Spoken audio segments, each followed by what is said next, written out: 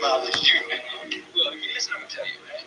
Now, I just can't get it in my head how bitch can walk the street every day. I mean, even if they take a chance of maybe getting robbed or sent to jail, or maybe even getting armed by some sadistic dude out the suburbs, right? And then she gets all that money and then she takes it and gives it to some dude. I just can't figure it out. Game strong, roast. Why are you telling me? You're telling me the mother cat.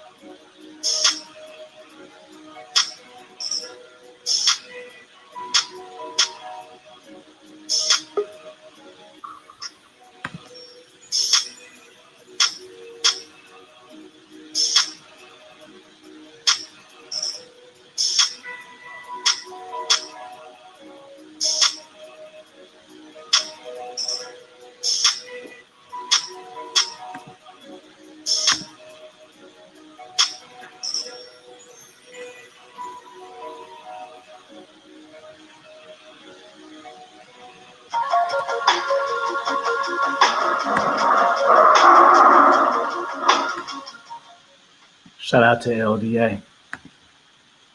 Let me see where we at with the timer. Let's go.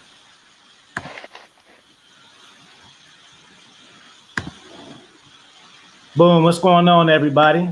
Let me cam up. Shout out to McCain for the super chat, Motu. Appreciate that, bro. So we got a live panel tonight. Everybody can turn their cameras on. 1, 2, 3, 4, 8, 10. Here we got 10. There we go. So the topic of today is can you be red pill married or even like start a real monogamous relationship? I want my brothers LDA and RPC, whoever want to go first, kind of touch on how they feel, and then we'll just go after that. But real quick, let me introduce. We got myself in the corner. We got Dating Dot, Red Pill Chavunist, Male Academy, AP Player for Life, LDA, Primal Mindset, Badass Store, K Zaggin, and BMT. So there you Yes, go. Sir. Yes, sir. So first of all, shout out to Afi, shout out to everybody else in the panel, shout out to the super friends and all that. Off top, shout out to the people in the chat. So, a question like that, can you be red pill and married? It's a loaded question. That's not a simple yes or no question. So first of all, can you be red pill and married? Well, what is red pill? Red pill is being able to see, past what's in front of you. Being red pill is being able to, come up with your own thoughts and your own narrative of what's going on, as opposed to just taking in whatever's given to you from the media, movies, or whatever the case may be, Disney, so on and so forth. So to be red pilled, okay, and be married. Okay, what's marriage? Are we talking about, being with one chick forever? Are we talking about actually signing the license and going through the government, so on and so forth? So those are the questions I will pose myself before I can even answer it. So if I were to give a quick and dirty answer to that question, can you be red pilled and married? I don't like to do this, but my answer would actually be a question. And that question would be, if you are red pilled, why would you get married? Wow. You know what I'm saying? You know what I'm saying? Because I'm starting to really believe, I'm 39, just to give a little background on myself for anybody who doesn't know, I'm from New York, 39 years old, so on and so forth. So with that, been in a long-term relationship before, and had all other types of relationships. So with that being said, man, like, I'm at a point, like, and I'm at a point, somebody who's younger than me, let's say in their 20s or 30s, especially in their 20s, if they were to get married, that to me automatically tells me that they didn't have options, because I'm dead set on that. You can't tell me somebody who's dealing, let's say, has a three chick, 4 chick rotation is like, all right, I'm going to cut all these other chicks off who's also assisting me in my life, and I'm just going to stay with this one chick for the rest of my life. Plus, and let me just say this last thing before I pass it off, because there's so many people. Another thing I'll say as far as like marriage and just having one chick at this age or younger, I don't think males, I've been taught from what I've learned about male biology and all that, we're not built to be with one chick for the rest of our life. We are actually made to, spread our seed across, to populate the planet, for lack of a better term. So, and then on the other hand, a female, she loses her capabilities of having, a healthy child past the age of, let's say, 35, 40 years old. So I say all that to say, can he be red pill and married? I don't believe so, because if you're red pill, why would you only be with one chick unless, you don't have any other options? What say you, LDA?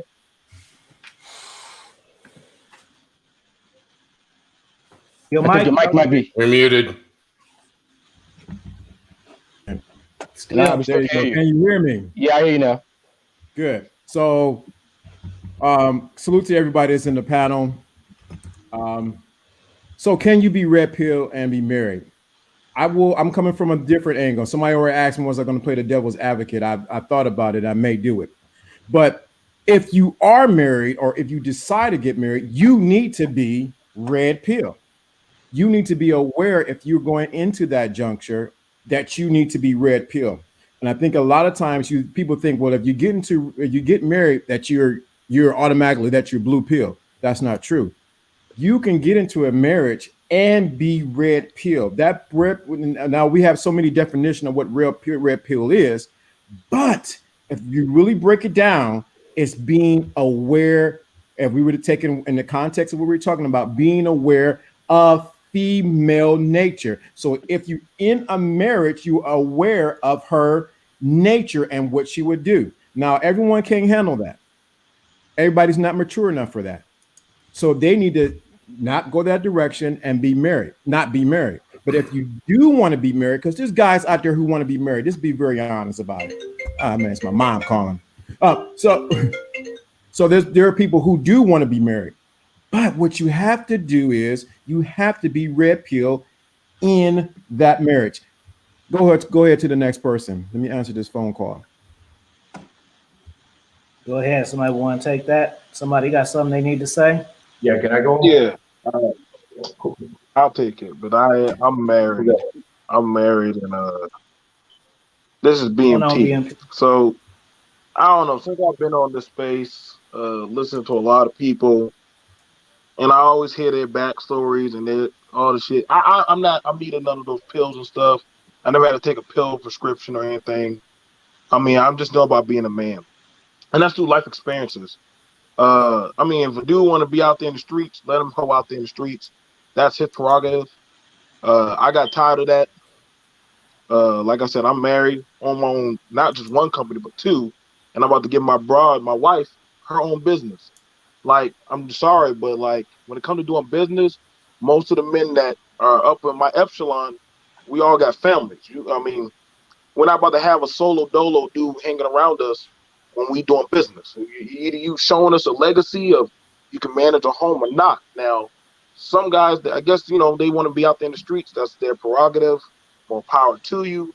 But most men that I know, and I can speak to my father and call him up, they run their home. They're men of the household. We're seeing these new jellyback type of people start to show up, and they have to go out and reestablish their manhood. There's the red pill, gray pill, white pill, black pill, but it's like a missing function of being a man. I mean, you could be aware of your surroundings and the type of women that you're dealing with. That just comes with the passion. If a brother's taking a shot and trying to establish himself. But as far as it goes about masculinity and manhood, a man could be dominant in his home and lead his stuff, or literally. I mean, and that's the problem that we're seeing with a lot of men, especially in a lot of spaces. I just find it interesting, as far as it goes, dudes shacking up with women. I ain't gonna live with no broad, and I ain't really I'm at the head of that household. If you just bunk buddies or some, whatever shit, she called the police, you out. Because you ain't on the leash. You ain't really on the paperwork. You know what I'm saying? And I see that all the time on my property. Broad to get the place, and the man move in and say, yeah, this is my place. But then when they get in an argument, the broad kick him out. So I'd be like, all right, get the fuck out of my land. You done. You know what I'm saying? You got to be the controller of your surroundings. You know what I'm saying? Now, every man ain't meant to get married. I don't want people to think that.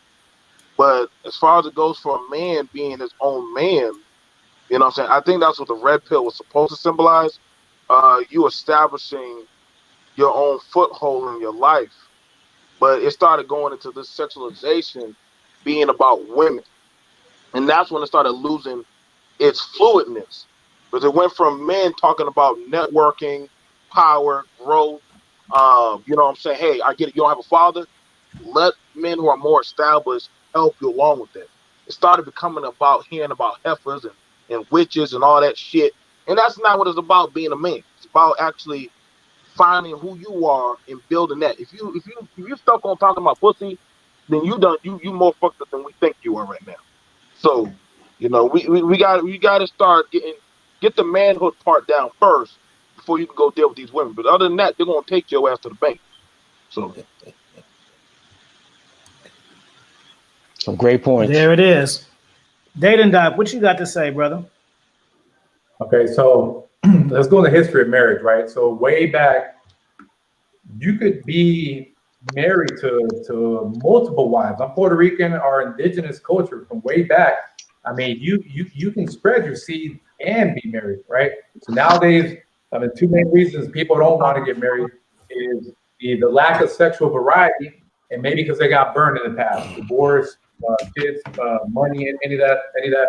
But you can make it what you want, because here's the other thing: the woman can be red pill too, right? So if you got two that are red pill, if you say, hey, look, I'm gonna bring other women into this. The woman got a girlfriend, okay? So what I'm saying is, we gotta think outside the box, right? Get your prenup, get all that jazz. But it is very possible to be red pill married.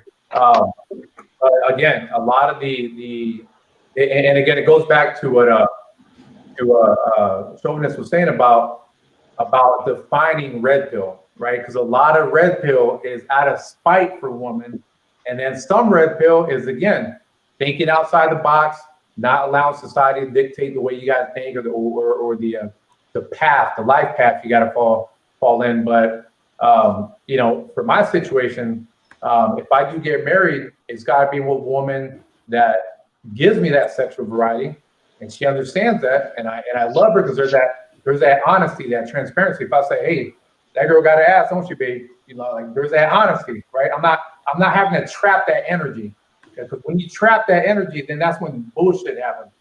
But if I can be free and I got my wife, I'm straight.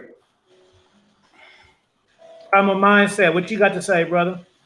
No, that's almost exactly how I feel. I feel like, and give us some background on you too, because you've been married the first panel, man. So put yourself. Okay. So I was never married, but I was in a decade-long relationship. I had 2 children. I put that female through nursing school, working 3 jobs, and she ultimately sabotaged that right about year 7, year 8. So that's kind of my backstory without taking up too much time here. But I feel like if you want to have a successful marriage, you would have to be red pilled. And I don't buy too much into this red pill, purple pill, black pill, tie-dye pill, whatever the hell you want to call it. I mean, I feel like it's something for guys to lean on ultimately at the end of the day, when we should be getting back to our original primal mindset. That's where I agree with the dating doc on this. Once you've been in my situation where we're not married and then you have 2 children, I don't feel like you can ever be married after that because of the red pill awareness. But if you're going into it with no children and you're going to combine resources, I think that the best way to have a successful marriage is by being red pilled. For sure. I want to ask my man Player for Life, because he is married. What you got to say, brother? Bro, can I be heard? Yes, sir. Can. Well, to Well, everybody real quick. Let them know who you are. well, what's up, everybody? I'm Player for Life. They call me AP. Yeah, I'm married for the last couple years. This actually is my 2nd marriage, and I call myself Player for Life for a very good reason. Because once you understand women and once you understand yourself, this game will never leave you. You will always have an understanding of life, and you will always be able to navigate through it without a problem, I believe. I want to basically say what the brother with the black brim hat had to say. What's your name, brother? Lawrence The first brother D. that spoke. Adams. Lawrence D. Adams. Okay, this brother said that only red pill should be married, and I agree. The only people that can handle and understand and navigate through a marriage is somebody that would be considered red pill. I would use like Snoop Dogg for an example. I would use maybe Ice Cube. Now, I don't know these people personally, but we do know that they've been holding down marriages throughout their careers. God knows how many women have been in and out of those situations, but yet they have a strong family and a strong relationship. That's similar to the way I get down and the way my life is. You know, me and my woman, she know everything about me or whatever, but I would not have gotten married if it would not be a benefit to my children or to my family or to my legacy. Like one of the other brothers brought up about having a legacy. When you understand what your purpose is in a marriage or a relationship, that's what you're giving yourself to. And even if it doesn't work out, you do it with a person that you already made an understanding with, that if this person ends up leaving with something, I want them to have it, because I probably worked that person just as hard as I worked in order for us both to benefit out of this situation. So I'm never bitter. I would never be upset if something doesn't go my way, because it is going my way ultimately, because I already built that safety net to make sure that I'm always going to end up on top, if that makes sense. You know what I mean? Good point. Good point. Goobs, Very what you good. got to say, brother? What's going on, Goobs? Yeah. What's up, guys? Yeah, so I got a couple things. So just to give you guys my perspective on where I'm coming from, this is I'm not married. I just left my 20s, so I'm probably one of the younger guys on the panel. But listening to the first conversation that you guys had about this, there was a lot of issues with the starting point of how you were breaking this down, of where you were starting with, and what the operational definitions of all these terms were. So we have to decide what we mean by marriage. Is it a contractual marriage, and is it a covenant marriage? And if it's a covenant marriage, and like what religion? Is it Muslim? Is it Christian? Is it a legal marriage? And does it even matter for the conversation? And 2, we have to decide, or we have to determine if we are starting this conversation from the position that someone is actually red-pilled already, not they should be or they need to be, but if a guy is already red-pilled or those conditions already met, is that what we're starting with? And if yes, then being red-pilled is archetypally and practically about understanding intersexual dynamics, the risks involved with contemporary women, and how to navigate them. And since a red pill man has those things down, he understands the risks, and if he's building a life that he wants for himself, incorporating those risks and understanding those risks, then even if he shouldn't, where some guys think that he shouldn't get married, that's not necessarily the point. Is that could he? So if a guy understands how to navigate those risks, how to mitigate the risks, and is living life on his terms, I don't necessarily see a problem with it, because it's what he wants to do, and he understands the risks that's involved. Whether or not he should or shouldn't I'm not really concerned with that part of the conversation, at least for tonight. Offie. Yo. Yeah. I gotta agree with the young brother who just spoke, the young man. You sound like you're going a good direction. Understand, like from the other brother who just spoke not too long ago, before you, it's experience. I'm trying to tell that to a lot of men. I didn't just wake up and say I'm gonna get married. Like I had to go through the gauntlet of trial by fire. You understand me? Mm-hmm. And that's where the rage in a lot of these young cats, they turn it into what's your defining moment of, okay, I surmounted this, I got my checks in the boxes done. Now I need to start getting see, a lot of men, they need to find a stability meter of I expect A, B, and C to be done. And if you can't lay out that on the line toward that woman and she understands your program, then you ain't never, I guess what y'all calling a red pill, then she ain't woke to your truth. Now, I don't have to hide who I am as a man. I know what I expect in my household. Breakfast, I expect my kids to be washed up and clean. I expect certain stuff to be done. Once the woman understands your program, she will not depart from you. But a lot of men, even if they say they red pill, they can't be real with that woman. So they're not true about the game. And that's why some of these brothers, they can't really step on that board of I want a woman, I want to get married. Because if you can't explain your plan and she get with your program, you know what I'm saying, Offie? She ain't your broad.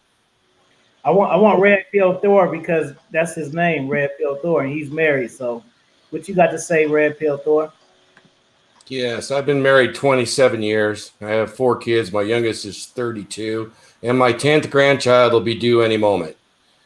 That being said, let's talk about marriage. Today, marriage is administered by the state, and in no way, shape, or form is marriage conducive to being red-pilled. It is not a red-pilled institution right now. And I am married, and that's just how it's handled in our legal system. It is not. So, if you want some kind of long-term relationship to last today, it is required that you become red-pilled. That's what I'd say about marriage. I would not recommend a state legal marriage to any person in my family, including my daughters and my sons. No way. Now, would I want them to have a beautiful long-term relationship that is that makes the two of them together better than they are apart? Absolutely. And is it achievable? It really is if you understand sexual dynamics. Now, waking somebody up that's already married in the red pill, it comes with certain risks because there are certain ideas that is ingrained in you by conditioning that are going to get torn down. It's going to piss you off. In a lot of ways, it's going to depress you because you held them dear and they're not true. It's kind of hard when you got a person that you committed to and you realize that their nature is not what you thought it was.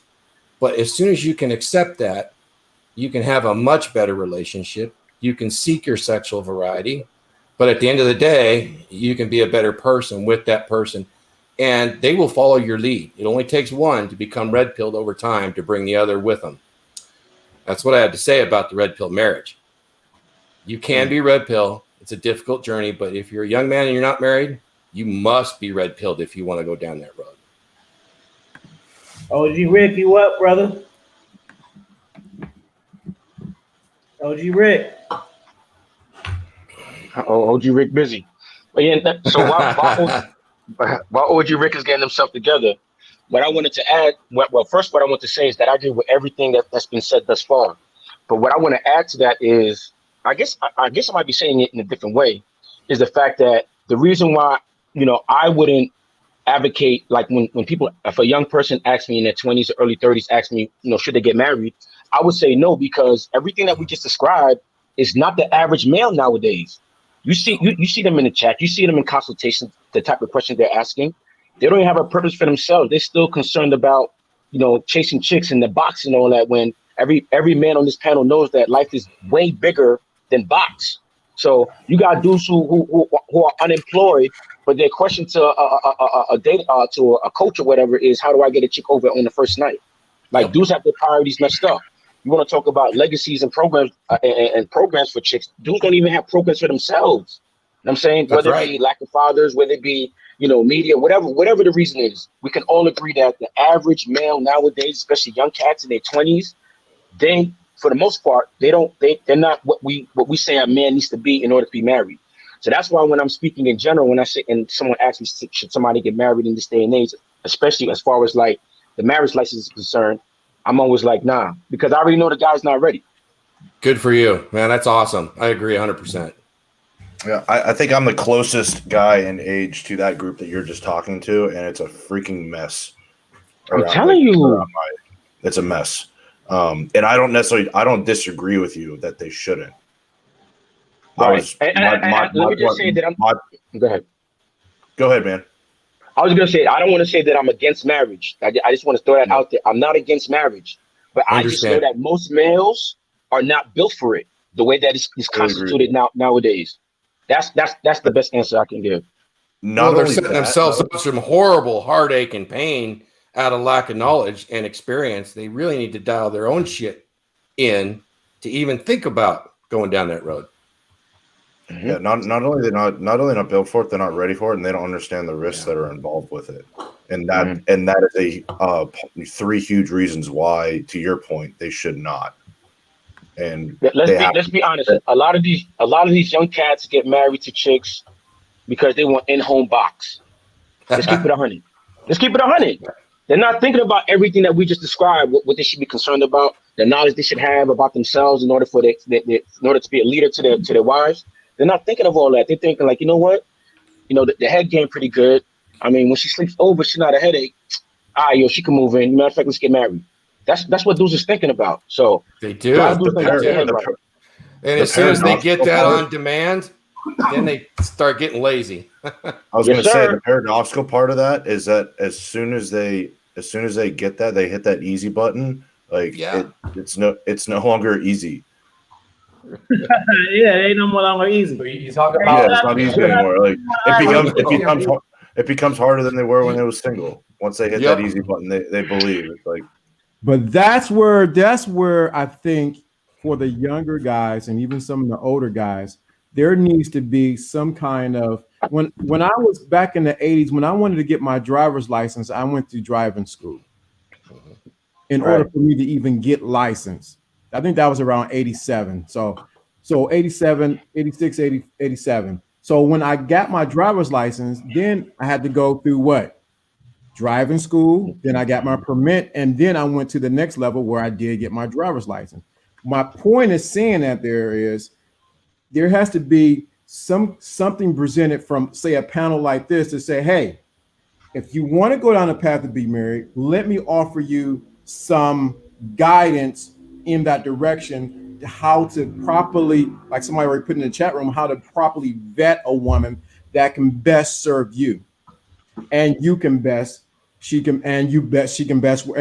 work with her. But when we just discourage men not to do that, that's where I have an issue from it right there, because we have not given them a path to say, if you want to go down this path, it is very possible. But if you do not, let's go down this path. There has to be paths laid out, because everyone is not going to go down the path and say, I'm not getting married. Some guys want to be married, but there has not been information given properly on how to get down that path. There used to be. Yes. Can I ask a question to the panel? Real quick. When we talk about, we already know what RedPill is. We kind of defined it as far as this discussion is concerned. But have we defined what marriage is? Because like I said, are we talking about signing the paperwork, the government license, or are we talking about being with one woman for the rest of your life? Because I don't see nothing wrong with being one woman for the rest of your life. I am kind of against I am against the signing the marriage license as far as the United States of America is concerned. 100%. Yeah. As far as love is concerned, as far as signing that paperwork for love, because I do believe that the marriage license is a business contract. So business-wise, if one of my friends would have married somebody for lack of a better term for business reasons, I can understand that. Yeah, so get this. If it's a business contract, a business lawyer could not in good conscience tell you to sign it with the laws that exist now as a man. Absolutely not. They would have to refute that contract. Hey, I got a point to make about the business license, right? Now, we understand that it actually is a business license. Really? You know, it actually is something that you're signing with a partner, and you two are basically everything that you own is now the state can divide it up according to the guidelines of that contract. But my point I'm trying to make is, and about being red pill, if you're getting married and you're red pill, it's like opening a business with a partner. I know that me and this partner have goals for this business to grow, and we may have to sell this business one day. We may have to part ways one day. If we part ways, am I okay with my business partner benefiting from our relationship or our business, our situation? Will I leave with more than I started with? And I don't get why some men can't just be logical when it comes to relationships. We logical with every other thing in life, but then when we get with relationships, we want to be emotional. I always looked at my relationships like a logical business. What can I benefit from this? What will I leave with? And as long as I'm leaving with more than I came with, I never lost. Bravo. I co-sign that. That's exactly right. Understood. What's your question? What's your question, Alfie? Let me just read this super chat. Shout out to Jose Navarro. He says, we men need an instructional book called A Red Pill Process to Get Married, where we give warnings and ways to protect your assets. Let me see if my man Slick Rick, his mic is working. Slick Rick, you up? What's going on, Naima? How you doing? Opinionated with side of shade? What's going on, ladies? Rick, you mic'd up? Is your mic cool now or what? Try again. Hey, if OG there is, let me answer that question. There is instructions on how to protect your assets inside of a marriage. It's called setting up a holding company. It's called setting up a operation company where it's not in your name. All your assets are in the holding company or in the operation company. So civil law supersedes what? Come on, business people. It supersedes what? It's business law. I'm sorry, business law supersedes civil law. So there's automatically a break right there. So a lot of times guys don't know that you can be in this, but you have your assets where? Inside of your company. There's a story about a guy who was about to get a divorce. He put all his stuff in a trust. Yes, that's exactly right. You can have your holding company held by a trust. You're separated 2 times.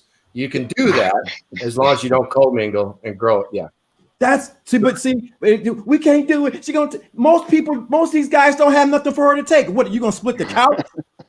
Right. You be honest. Yeah. She gonna take my book collection. She's gonna take my Jordan collection. She gonna take my game console. No, you have nothing for her to even take. So all these guys crying, I don't want to get married. She's gonna take my assets. You have nothing at all. Let's be honest. Here's a good test to add on to that, Lawrence. I mean, this is part of the added liabilities that I put out in my video. Very simple. You're dating this chick or this woman and you want to get married. Very simple. Make it very clear you're not mixing your bank assets together. See how far that goes with her, even after marriage. What you actually are doing, and when you have that conversation, you're saying, look, I respect you as a fully grown adult human being. Therefore, we're not going to mix these. See how far that goes. That's a great test for you right there. Steve Jackson, he used to play for the Spurs. He had a good video on that on the prenup. He went all the way to the altar, was trying to get his fiance at the time all the way up to the altar. She didn't want to sign the prenup, right? And everybody's out there. I mean, he invited Spurs family. Everyone's already seated. She didn't want to sign the prenup. And she probably assumed, well, hey, we'll just get through the wedding here, and I got him. And he'd say, hey, everybody go home. He canceled that wedding. Mm-hmm. And runaway groom, man. That's the kind of tricks they, and that's the thing is, we don't do that. The percentage wise, they're going to do that to us more than we ever would do that to them. And that's why we're having this conversation. But most men don't have nothing, man. Most of these guys who be crying and complaining on here, what do they have? That's a way. That's fear. That's fear because they're, for one thing, and I guess I play the devil advocate tonight. It's fear because they're afraid of making a commitment. Because there's a possibility she may take something.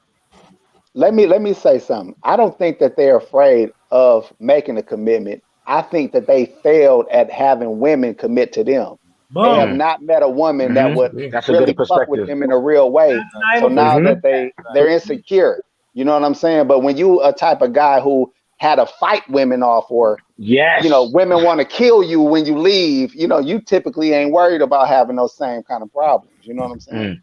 I want to hit at the brother. I want to help him out with that. Yeah. So you was asking about defining the marriages. Now there's 3 types of marriages that y'all need to understand. There's the common law, which a lot of people, as I say, you never move somebody into your place.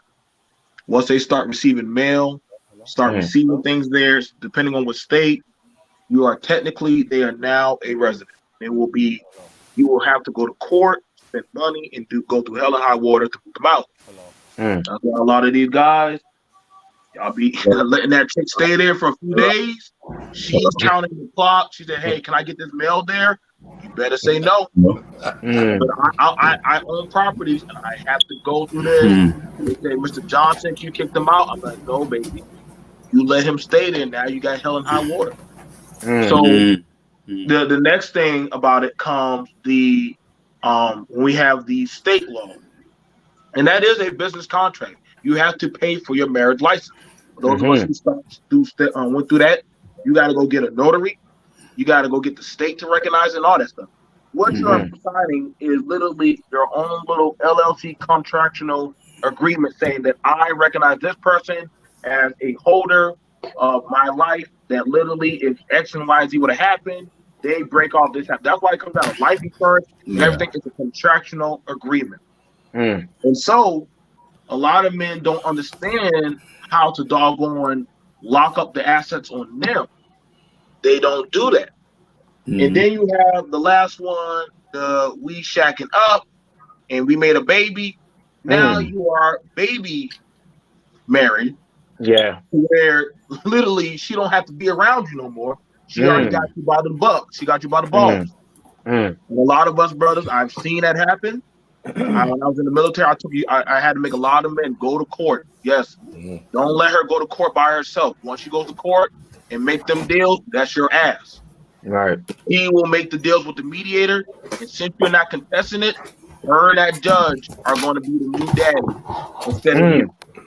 So you have to teach. It's very dangerous in court for us because they're to start teaching.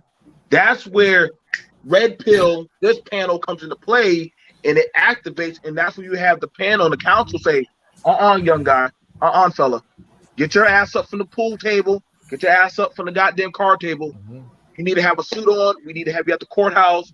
We're going to get you ready for what you need to say before you walk up that aisle, before you get to that courthouse, before she even moves in.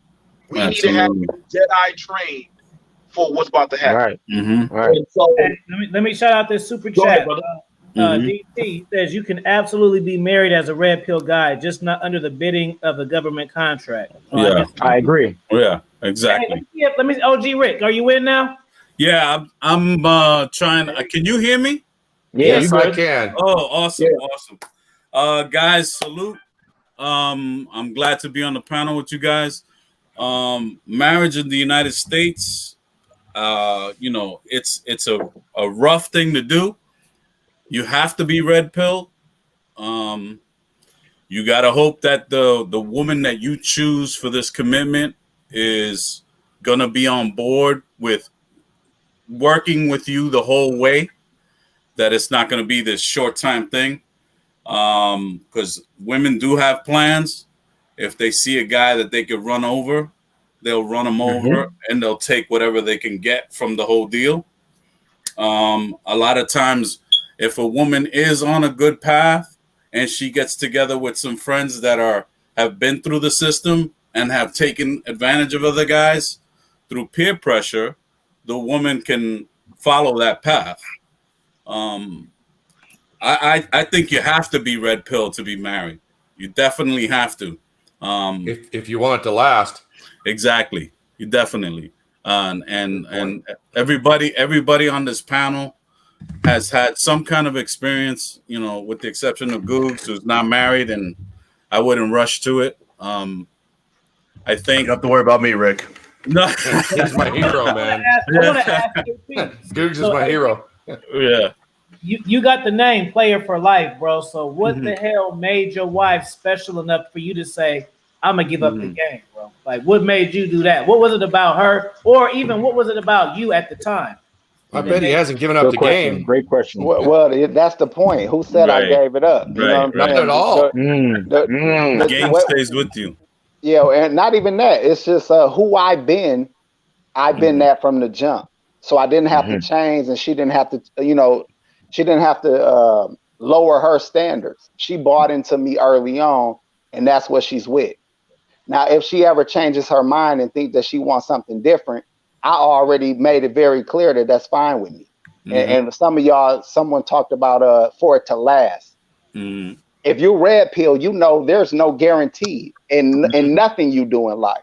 Exactly. So that's why I stress making sure that you benefit from every endeavor you go into in life.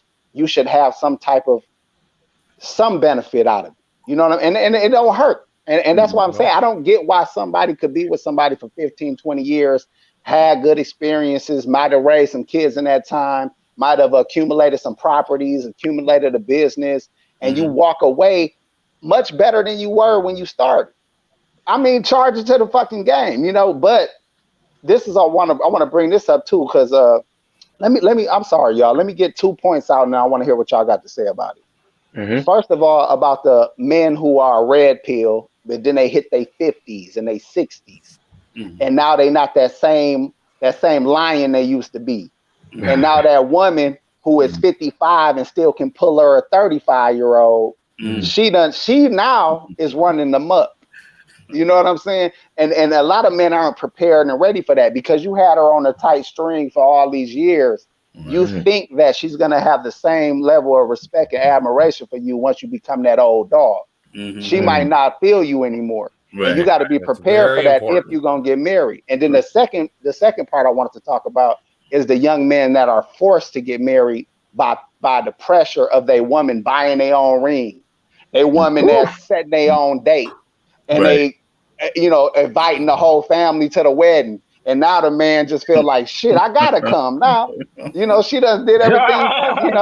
It's a lot of young people getting married for that reason. So what do y'all think about that? Right. Let me just say real quick, shout out to Anthony Spade real quick. Appreciate your generous super chat. He says, keep up the hard work, gentlemen, stopping by to show love. Hey, put a fire sign in the chat. Hey, Spade, if you want to come up, I'll put the link in there for you. And another thing, hey, Trojan, we don't do that shit over here, bro. We don't go back and forth with the chicks. I kind of see y'all going on a little long, bro. That shit. No hate over here, man. Don't do that type about controlling our emotions. That's not what we do. That's right. Yeah. You say what she said what you said, and it's over. And if y'all got more to say about it, y'all can take it to the DMs, bro. But I don't want to see continuous talk back and forth in my chat. No disrespect, but I'm just telling you. You know what I'm saying? Respect. I got something about the old guys. Okay. He said something super important, and this needs to stick with you guys for your whole life. All right. Being 57 years old, I am the guy that fits that mold. But, and being married 27 years, here's the thing you got to understand. You must remain attractive for your entire life. There is no grabbing the brass ring and you finished your job. She will do anything for you if you're the most attractive male in her space. That right there will keep that woman coming back for more. She will let you have some side pee if you want. You respect her though, and you become that most attractive man. And here's the thing: you become your own mental point of origin, as Rollo says, and you do that respectfully to yourself and those around you, and you will remain attractive well into your 60s. And you can even remain so physically. You don't have to. If you give up, then you're old, then you're sad, and you get red pilled, and then you're mad. 100%. Exactly. The game never ends. Hey, you looking good, man. I had no idea if it. Yeah, you look real 57. good. Look at that. Look what 57 looks like, man. Come on, man. 209 pounds. I just hit 11% body fat. So we'll Yeah. I'm just trying to catch up with Goobs. That's it. Yeah. I met Offie through Offie. I think the first time me and Offie had a talk, we were talking about the poly lifestyle. Right. And that was the first time me and Offie chopped it up. And I was like, yo, like, out of all the players that I've seen on YouTube, Offie was keeping it 100. Because when I was breaking down the poly lifestyle, a lot of guys were like, whoa, I can't do that. Whoa, I can't. I said, listen, see, you're not ready for that level because you don't understand the game. And I was married, left, moved down to Atlanta, and I had 2 women staying with me. But I also knew that I also had my military lifestyle. So they also let me know, like, hey, babe, you know, you mind if we find ourselves, you know, something to keep us a little playmate? I'm like, all right, but let you know, when I get back home, all attention come back on me. I have my course.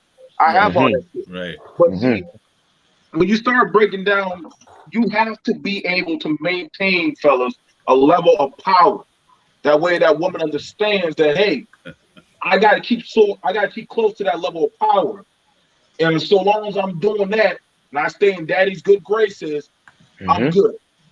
A lot of fellas don't do that. They don't keep that power. They don't keep that damn pussy in their body. They don't keep it up in their hands. So, you know what I'm saying? Listen, I'm about to go work out. Guess my woman gonna be right there with me working out. I keep her busy. A lot of fellas let their women just sit around and shit. No, Keep her busy. Yes. You keep her busy. You keep her. Listen, did you do this? Are you doing that? Are you getting this done? Like y'all, there's a way how you keep your kingdom flowing. She don't sit on her ass. You keep her at task. You keep your sugar babies. You keep them by the doggone wrist and say, yo, do this, do this. You keep doing this right, daddy will treat you. But if you step out of line, I'll replace you. Like I said, I never gave up the mindset, but I understood my power. Once you understand your power, what you can do, you know your program, they will not depart from you. Yeah. You know what I'm saying? I'm not, like I said, I never lost my balls when I walked up the aisle, but I understood that, yo, I want said tangible things done.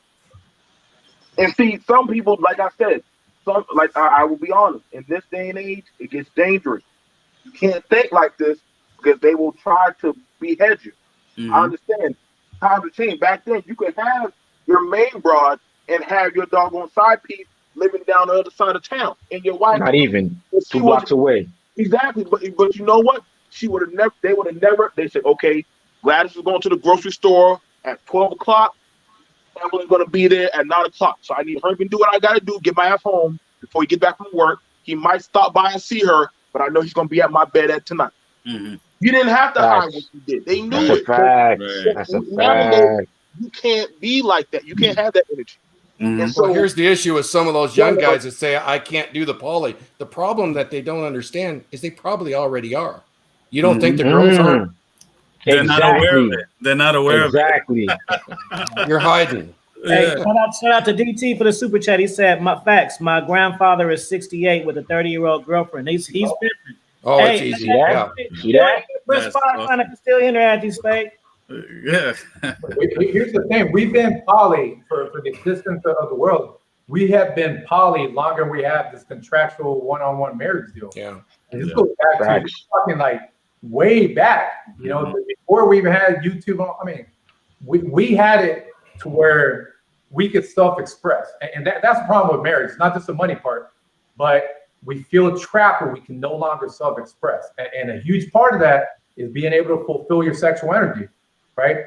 And because a lot of that's wrapped up into creativity, the variety. You know, I could be walking the mall with my lady, I'd be like, damn, and we could just laugh. We could laugh because we know what we're looking at.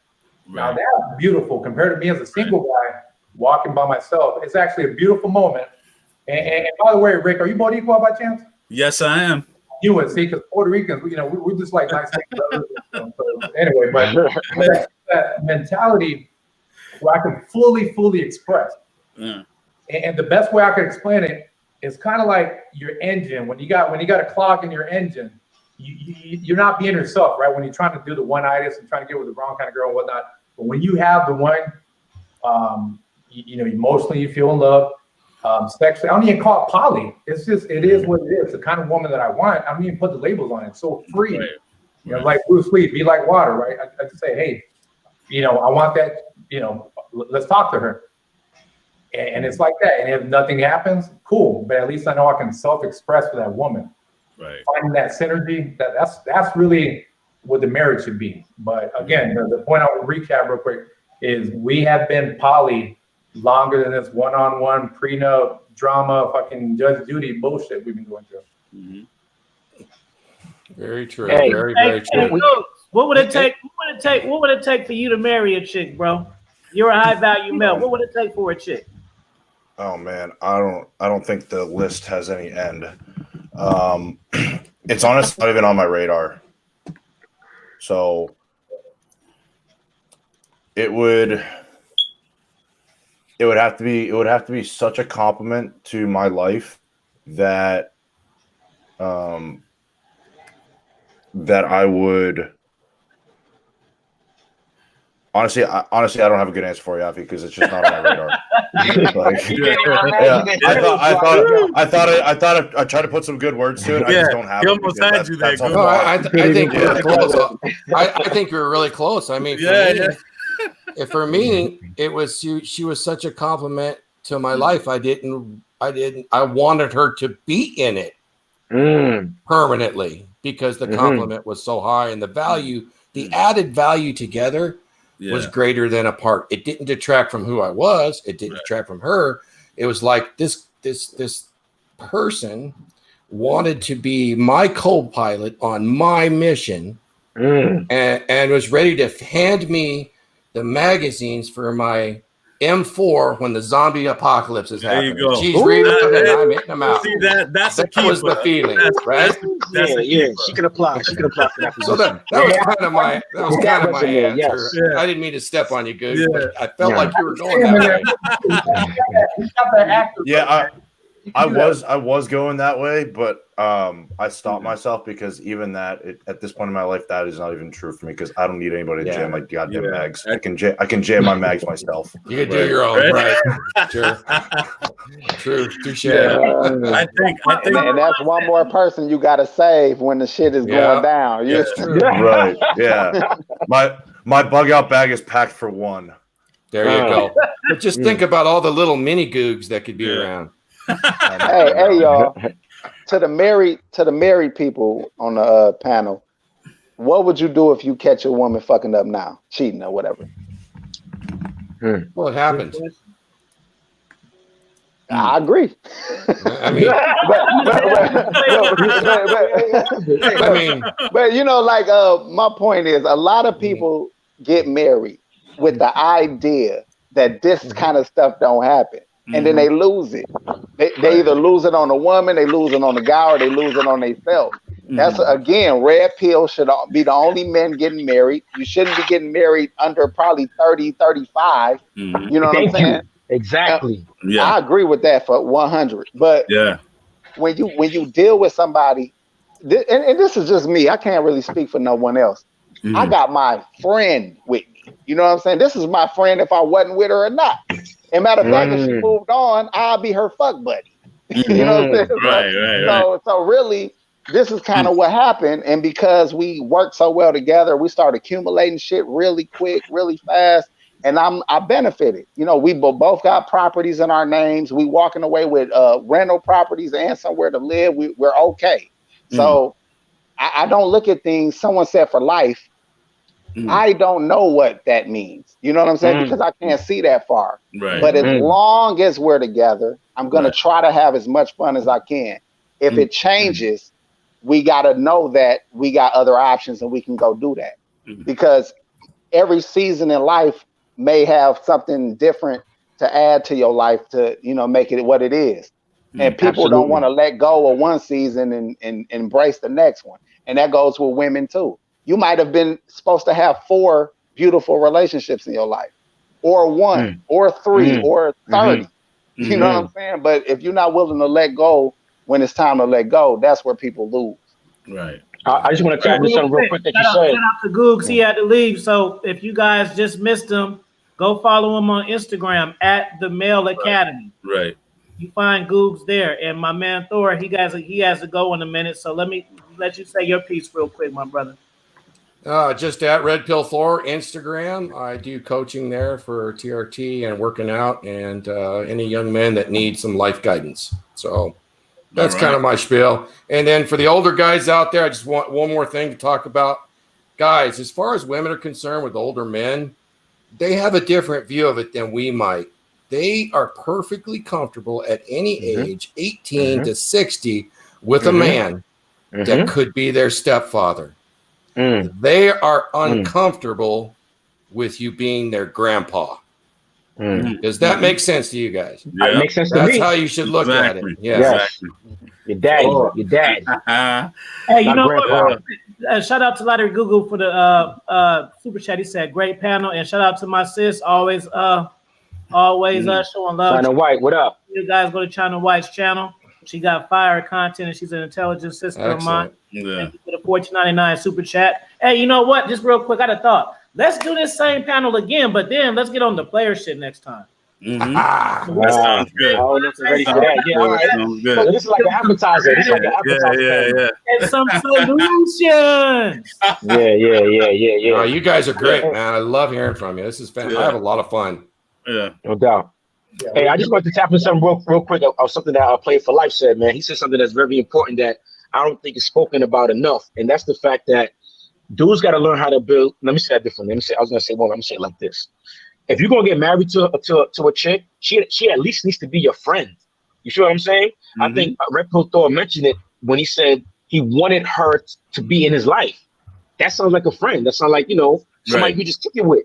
Right. And the reason why I feel like marriages that are built with the foundation of friendship work better than others is because when it's not built on friendship, the two of them get into an argument. It's, I'm going to divorce you. I'm going to this, I'm going to that. Right. But if you got that friendship, it's like you want them to be okay either way. Yeah, you know what I'm saying. And they want you to be okay. They want you to be straight. Yeah. The first answer isn't all right. We're gonna break up. I'm leaving you. That's never it because you have that friendship that bond together. So dudes have to. So that's number one. Dudes have to learn how to build a friendship with females. You know what I'm saying. But the problem with that is because a lot of dudes don't even know themselves. Another thing I wanted to mention is the fact that we talk about how dudes, for lack of a better term, worship the box, right? Put the pussy on the pedestal, for lack of a better term. But we also have to address the fact that dudes haven't even conquered their own penis. What I mean by that? Yo, I found from being on YouTube and being on these panels, I found out like dudes really be, be beating their meat often. You know what I'm saying? So if you're accustomed to, if you can't even stop yourself from giving yourself that pleasure, you know what I'm saying? Like that's a lack of discipline. But I say that to say no self-control. Because you can't self-control, and so I say that to say because you can't control yourself, you can't control your penis. That's why you put the pussy on a pedestal. So every time I'm on these panels and we talk about females, we talk about game, it always comes back to the man. It's not about the chick and all these whatever's going on TV, this high sexual things that's on media and everything. You still have to be able to control yourself. You know what I'm saying? So dudes got to get to know themselves. That's why they can't be friends with these chicks. Dudes got to learn how to defeat their penis. You know what I'm saying? Take power over their own penis. And the last thing I say is, as far as marriage, a lot of dudes get married because I almost fell into this category. A lot of dudes get married on some like, y'all been with this chick like 8 years. You know what? I mean, she been on my back for like 3 of them 8. You know what? Fuck. I'm gonna go get the ring. Let me go get married real quick. I'm on my back. So real talk, because and that's just to say how I almost fell into that is because when I was going through med school and all that, I was in my long-term relationship, and I didn't feel the urge like, oh, she's gonna be my wife. I need to marry her. She the one. My feeling was, you know what? She did rock with me through med school. if I'm a doctor and all these other chicks rocking me, I ain't gonna know if they with me for my money. You know what I'm saying? So you know what? What's your ring size? What type of doc? You know what I'm saying? I'm having those type of conversations with her. So I say that to say it wasn't because I was so in love and I wanted her to be the one. I felt like, you know what? All these grimy chicks out here, she's been here more than 5 years. I'm just gonna. So a lot of dudes fall into that too. So there's many reasons why these young cats be getting married, man. But a lot of those reasons ain't the right reason. You felt like she invested in you. She had the faith in you when you weren't at your highest level. So hold up. Not only that. Hold up. To be honest, OG Rick, not only that. To be honest, my real thought process was once I'm a doctor, any chick that I deal with, I don't know if you're dealing with me because of who I am or because of what I do. You know what I'm saying? The money that I make. Exactly. So I felt like she was with me when I was, you know what I'm saying, living off student loans. Even if she is thinking long term is with me because she know where I'm about to be. Mind you, this chick was as a pharmacist. She was gonna make her own bread too. And that's let me just say this real quick. My only long term relationship, the only reason why I think it worked, besides like me building a friendship with her, is the fact that she had her own money. She never had to come to me and on some like desperation, like I need you to pay for this and do this for me. She had her own joint. Anything I did for her, she didn't need. You know what I'm saying? So I like the fact that she didn't need me for money. She had her own bread and we could, you know what I'm saying, do for each other. It was reciprocal. You know what I'm saying? Like so she was a grown adult. Yeah. The story that I'm telling you, you want to talk about a chick who's down for your cause and your program. The story when I say there's a point in time when I was in undergrad and I couldn't pay for summer school and I just gotten with her. I might have been with her for maybe like 5-6 months at the time. And I was like, you know what? Such and such happened. I can't do summer school. I'm gonna have to move back to New York and just come back for, you know, the regular fall semester. She was like, I'll pay for it. I was like, nah, hold on. You know what? Mind you, I'm young. I'm like 19, 20 at the time. I'm like, nah, you know, blah, blah, blah. Matter of fact, I can't pay you back, so don't even do that. It's like, no, don't worry about it, because, you know, if you have to take blah, blah, blah, it's going to take longer for you to be in school. That's going to take longer for you to have to take the MCATs. I'll just pay for it. I'm like, listen, yo, I don't know when I can pay you back. She's like, yo, listen, if you don't take the money, I already know your social security number, so I'm just going to go to the bursar's office and pay it myself. Wow. I looked at her like, what the fuck? Like that had no benefit to her, because even if I was a doctor, that would be like 6, 7, 8 years from that point. You know what I'm saying? So again, that's the only reason you can understand why that was my only long-term relationship, because that's the only chick who invested in me, not just me, but my goal. You know what I'm saying? When Smart women will bet on your potential. Smart women recognize potential. They really do. They're few and far between in the Western culture, but they're there. Yeah. Hey, real quick, thanks for the super chat, Jose Navarro. He says, the women I was with when I was broke up with, I respect more than the women I do now. Thank you, brother. Real quick, opinionated with a side of shade. Thanks for the donation earlier. Thank you, babe. And real quick, Nelly Nell or moderator, can y'all put my books in the chat for me, please, man? Get in my Patreon. I appreciate that. There go to Patreon right there. If y'all can put my books in there, because I really want to. I mean, I'm preaching reading, and I got some shit for y'all to read. So I don't want to hear about you don't read no books, because I just produced something for you motherfuckers. I kind of want to push back on RedPill Chauvinist's topic. I wanted to ask you about your story. I want a little bit more. Shit, here we go. And all of that shit. Oh, here we go. Hey, past that, I heard what you said earlier. So let's get to that. Let's hear about that simping you was doing. What's going on with it? Oh man, yeah. So and I've dated women from all ages. I've been with probably 20 plus before I was with the mother of my children. And essentially we met at 20, and I was coming up as an entry-level person throughout sales and stuff like that. And we had our first child, and then we're together for another couple of years, had our second child. I had proposed to her on top of a mountain, and I had worked 3 jobs to put this woman through nursing school. Ultimately, after about year 7, 8, she cheated on me. Told me that I worked too much. I mean, this is all very stereotypical. It's always your fault. It's always your fault.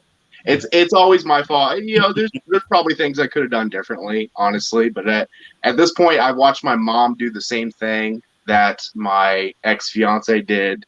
And I didn't pay attention to the red flags. And that's something RedPill has kind of helped me become aware of.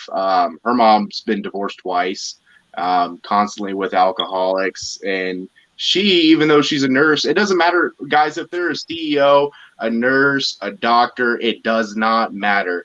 They still play the hypergamy role to the fullest extent. And it doesn't matter. I mean, if you're married at this point, a lot of guys have touched on it already. It's not viable. It's really not for guys my age that are 28. And I might be one of the younger guys on the panel. It is not a viable option because of the business aspect of it. Now, if we're talking about getting married in the eyes of God and not getting a marriage license, you know, even prenups, guys, they have their downfalls. You look at Dr. Dre. I mean, you can get around prenups. You really can't. So at this point, but what I wanted to say, I wanted to push back on RedPill Chauvinist because his original thought was you should be friends first. But is the female definition of friendship the same as the male definition of friendship? Absolutely not. Absolutely not. Not at all. Absolutely not. What I'm saying is a lot of dudes have relationship with females strictly based on sex. You know what I'm saying? You got to be able to have a relationship with a female and taking sex out of it. I think that's pretty much what I'm saying. Let me speak on it because that's my thing too. I married my side chick. Okay, so when I'm talking about getting with a woman that know you, don't nobody know you like your side chick. You ain't never lied to her. You ain't never lied to her. Because that's true. But I never really thought of that before. I never thought of it too, but as he was saying, I'm like, yo, that's true. And not only that, right? Again, when you have the mindset that, just like you fellas, right? Let's say we all came together with some type of plan for us to do business together and make some money together. At some point, we're gonna fall apart, whether or not it's with bad blood or just a good hearty handshake. When it falls apart, are we all further along than we were when we started? That's all. That's all we should be trying to do when it comes to marriage. Right. And leaving your children, because that's really where the marriage came in for me. We have children. We made sure that we set them up properly. So now my job is done. Her job and our job together is done because we set my next generation up. That's all I really wanted. So now, if she go on or I go on, what we got together for, we already accomplished. And one more thing I wanted to say about being married, to a friend or whatever.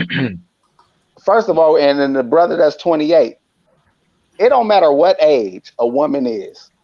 When a more attractive man is giving her attention, it don't matter what the fuck y'all went through, what the fuck y'all did. She can't help it. Yes. She really can't help it. And we look at them like, oh my God, she's a hoe, she's a monster, she's a this, she's a that. She's a woman. Yes, who they are. And y'all all say that y'all know what a woman is until they do shit that women do. And then we shocked. That is the hard part of the red pill. It really is. It happened to me too. Same thing. They can't help themselves. They don't even know it. Exactly. You lose your ability to stay attractive. Their sex drive builds up. They pretend it's not there. And then Julio shows up. I don't know what happened. It just happened. Right? They really mean that though. It just happened. I'm that guy. Well, it just happened. This is the thing. If she does, because you brought this up. Yeah. If she does step out, can you handle it? I shouldn't know. Yeah. It's still a choice. I'm not watching. Listen, I'm not watching no woman's behavior. Yeah. And the only thing that's going on in my mind is our day-to-day business. Agreed. It's like you having a really good assistant. And that assistant is helping you and your business grow. You don't care about what she's doing outside of work as long as business is running well. Getting done. But when she's not showing up to work or she's coming in still drunk from the night before, things is now it's affecting the way she operates business. Now we got an issue. The issue was never where you were and what you were doing. And again, logic. People are emotional when it comes to men and women. That's why we lose it. Why are we? Every other thing we do, we want to think our way through it, except for relationships. We need to think our way through them as well. That's how I feel. That's where it needs to be. Every man, I think I talked about it earlier. They need to have not my plan, not anybody plan on here. You need to have your own training plan for the women that comes in your life. Mm-hmm. She needs to know where next click you need to go next. Yeah. And what happens is like what's happening is a lot of guys get into relationships or get into. I've been married twice, so I know. I didn't have a plan. I didn't train her.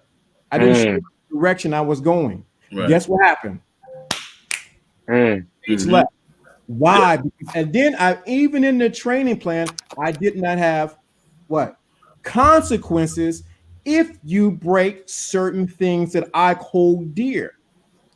So I think that has to be set in place and talked about with men in this space. You need to say, listen, and be upfront and honest. If you do this, this is what's going to happen. I need you to do this. If you don't agree with that, you need to step away now. But if you just go in and, oh, she smells so good. She has some Bath and Body Works. I can't help it. She got no Chanel.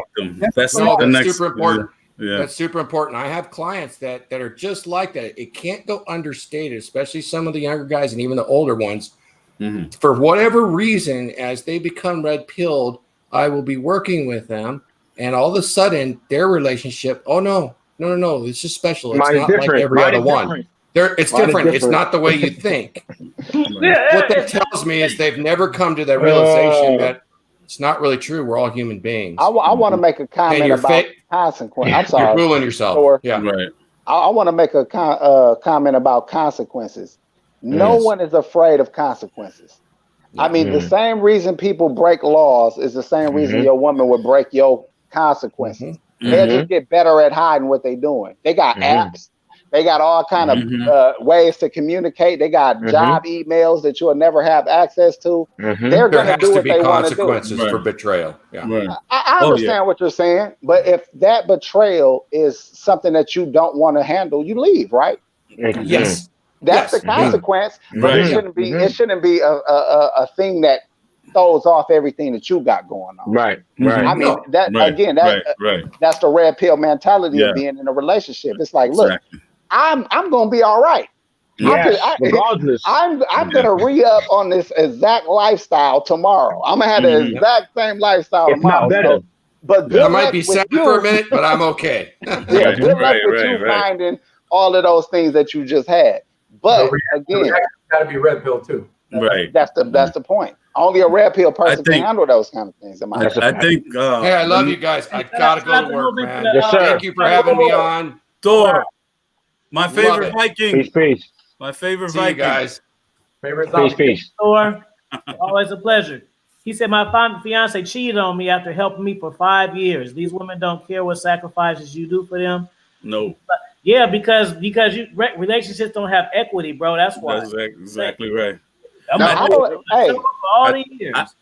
think my next wife, I have to wrestle her away from Bigfoot. So once that happens, then I can see myself walking down the aisle. Bigfoot got her hostage.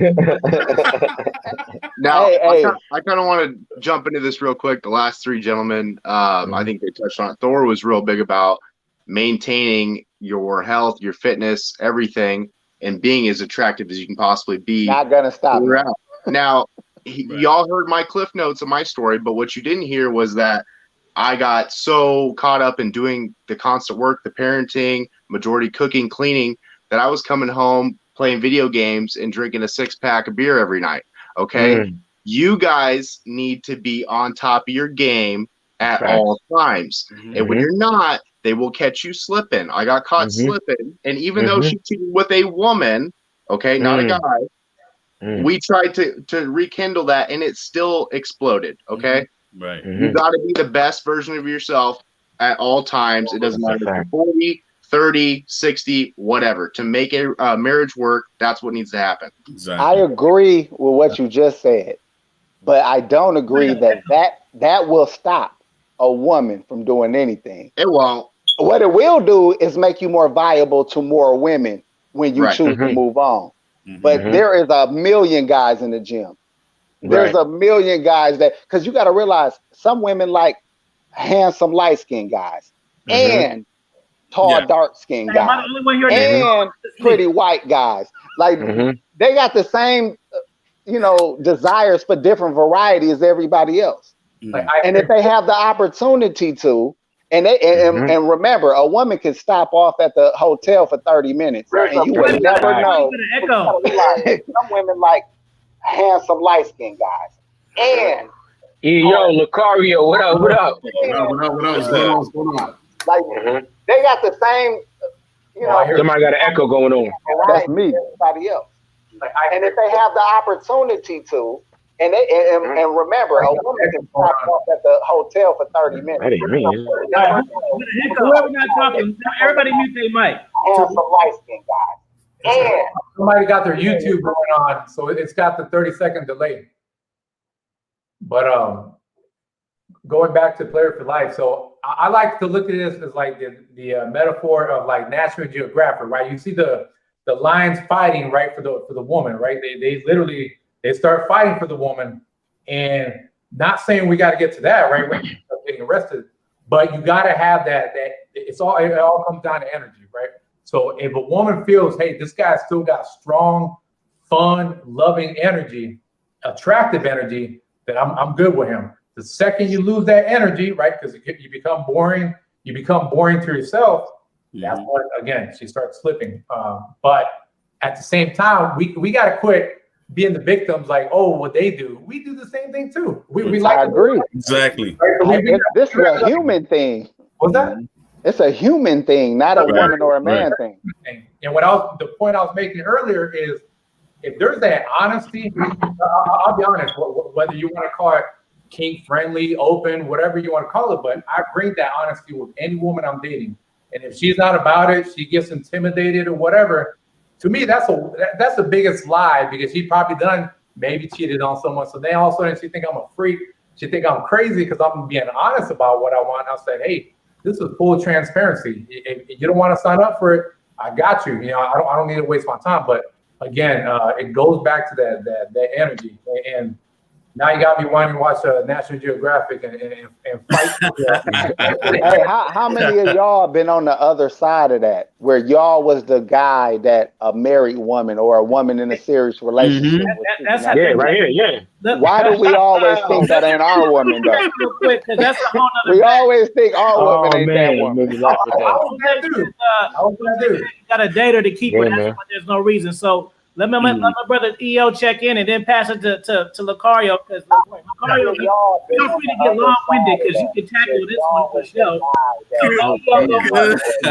I've been on here like 15 deep, man. This is a good night, man. What's happening, guys? How you doing? All right, cool. Chilling, man. All right. You know what? I'm gonna give you guys a little bit of the low down, dirty shit that I've done to females to avoid marriage. All right, I'm gonna give you guys like my secrets. I've always sabotaged women, bro. Like anytime they were doing really good for me, I gave them like assignments and they were doing well, I would always like somehow find something wrong with the work, just to demote them a little bit. I always think about it from a business standpoint. Think about it. If somebody wants to elevate you in the company, they will elevate you. But if for some reason they want to keep you where you are because you seem to thrive in that position right there, even if they're campaigning for advancement, but you think from a business standpoint, if I advance this person, they're no longer going to thrive here. So for me, I always think, nah, I have to make a decision. Like, so for me, I've sabotaged women anytime I gave them work to do. So for me, let me just say this, a woman has to campaign for marriage. I don't think truly, this is my opinion, this is no disrespect to any man that's been on this panel that's married, but no red pill man, in my opinion, wants to get married. The woman should be campaigning for marriage. And really, in my opinion, she should, the highest level of achievement she should ever get is fiance. That's my honest opinion. That's not to say you can't marry. Hold on. That's not to say you can't marry her. Okay, you can marry her. Like my man right here with that said he married a side chick. All facts. He said nobody knows you better than the side chick. Nobody knows. You tell everything. Yes, right. No reason to lie. I used to have my girl on the phone getting a blowjob and shit. I mean, it's side chick knows everything. But in my opinion, though, you never ever have to marry a woman. And you shouldn't even, and if you do get married, you should never marry for love. You should marry for a business situation. Exactly. The communication, how well you get things accomplished. And really, even like how you say, you don't even really care what she does too much because you didn't marry, you're not in love with her. You don't marry for love. You marry for achievement. You marry for grow something. You never marry for love. That's the problem. Men marry for love. I got a video called "Love the Situation, Not the Woman." Facts. And so let me just finish up with that one last thing.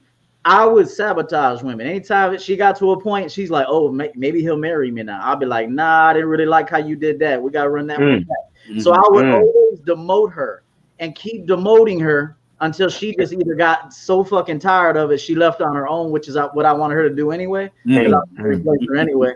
So I would always sabotage women. I would give them a job, tell them to get a good job, so they can keep doing a good job. And then as soon as she thinks, okay, the ring's coming, then I demote her ass and like sabotage the whole situation. She gonna do it to you. She gonna do it to you. Oh hell yeah. She gonna work harder every time, Coach EO. Every time you demote, she gonna work harder to get right back to that position, man. So you made a great point though. You should never get married, or they should be campaigning to get married. Like they really, that's what they want. That's their prize. But it's your choice as a man who you allow to get that prize. Exactly. You know what I'm saying? You know what you're doing it for. You know it's for them.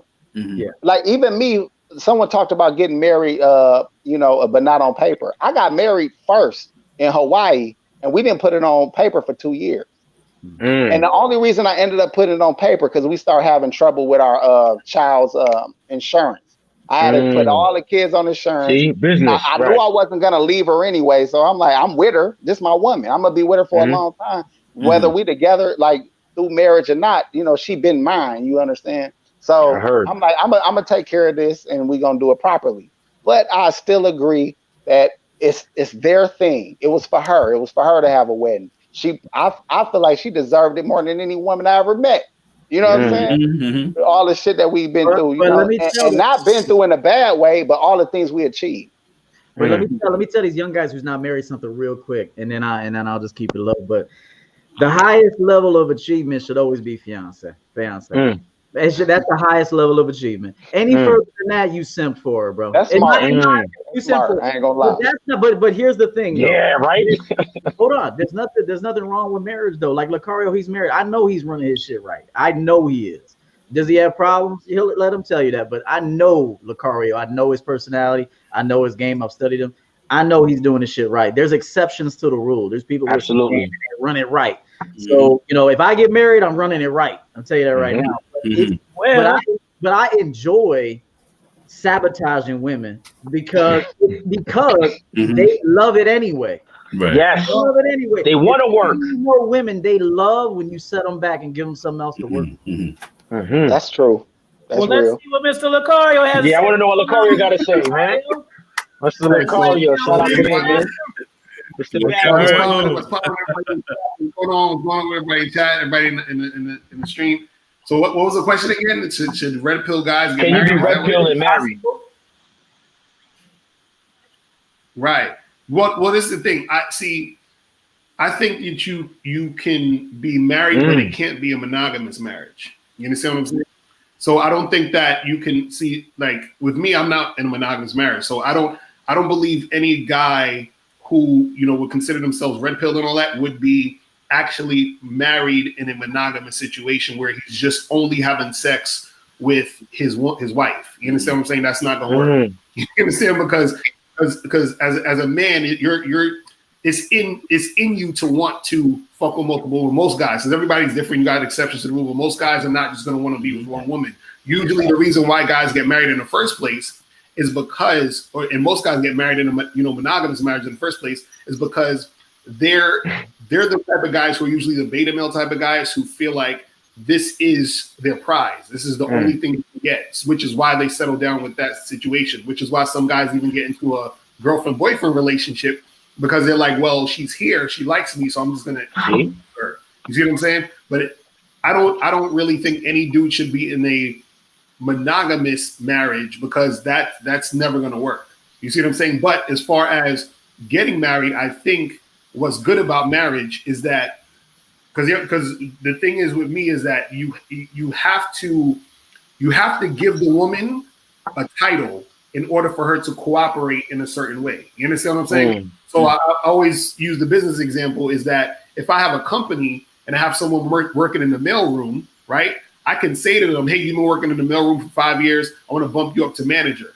So I have to call them the manager now. I can't keep calling you the mailroom person because you still want the ego boost of knowing you're the manager of this company now. You see what I'm saying? But you only get the manager title if you work for it. So it's the same thing with marriage and all that, is that you give her the wife title only if she's earned it, but she's not going to give you wife cooperation if she's not a wife. You see what I'm saying? And that's the only part that's like, you know, the crazy part. So it's like, if you want that type of cooperation from the woman, you have to have her in that position, but you can only have her in that position if she's worked to be in that position. You see what I'm saying? So that's the crazy part about it. You gotta earn it. I got a good question for you, Locario. So do you feel like it's better to have an open relationship because you don't really trust the desires of female, how Perkins they can be, and just how they wonder? Or is it more for your benefit because you? Yeah, it's for you. It ain't about them really. It's more for you because the thing is, if you're a man and you make a decision to say, hey, you're gonna be my wife, I'm gonna be your husband, and we're only fucking with each other, I think you should honor that.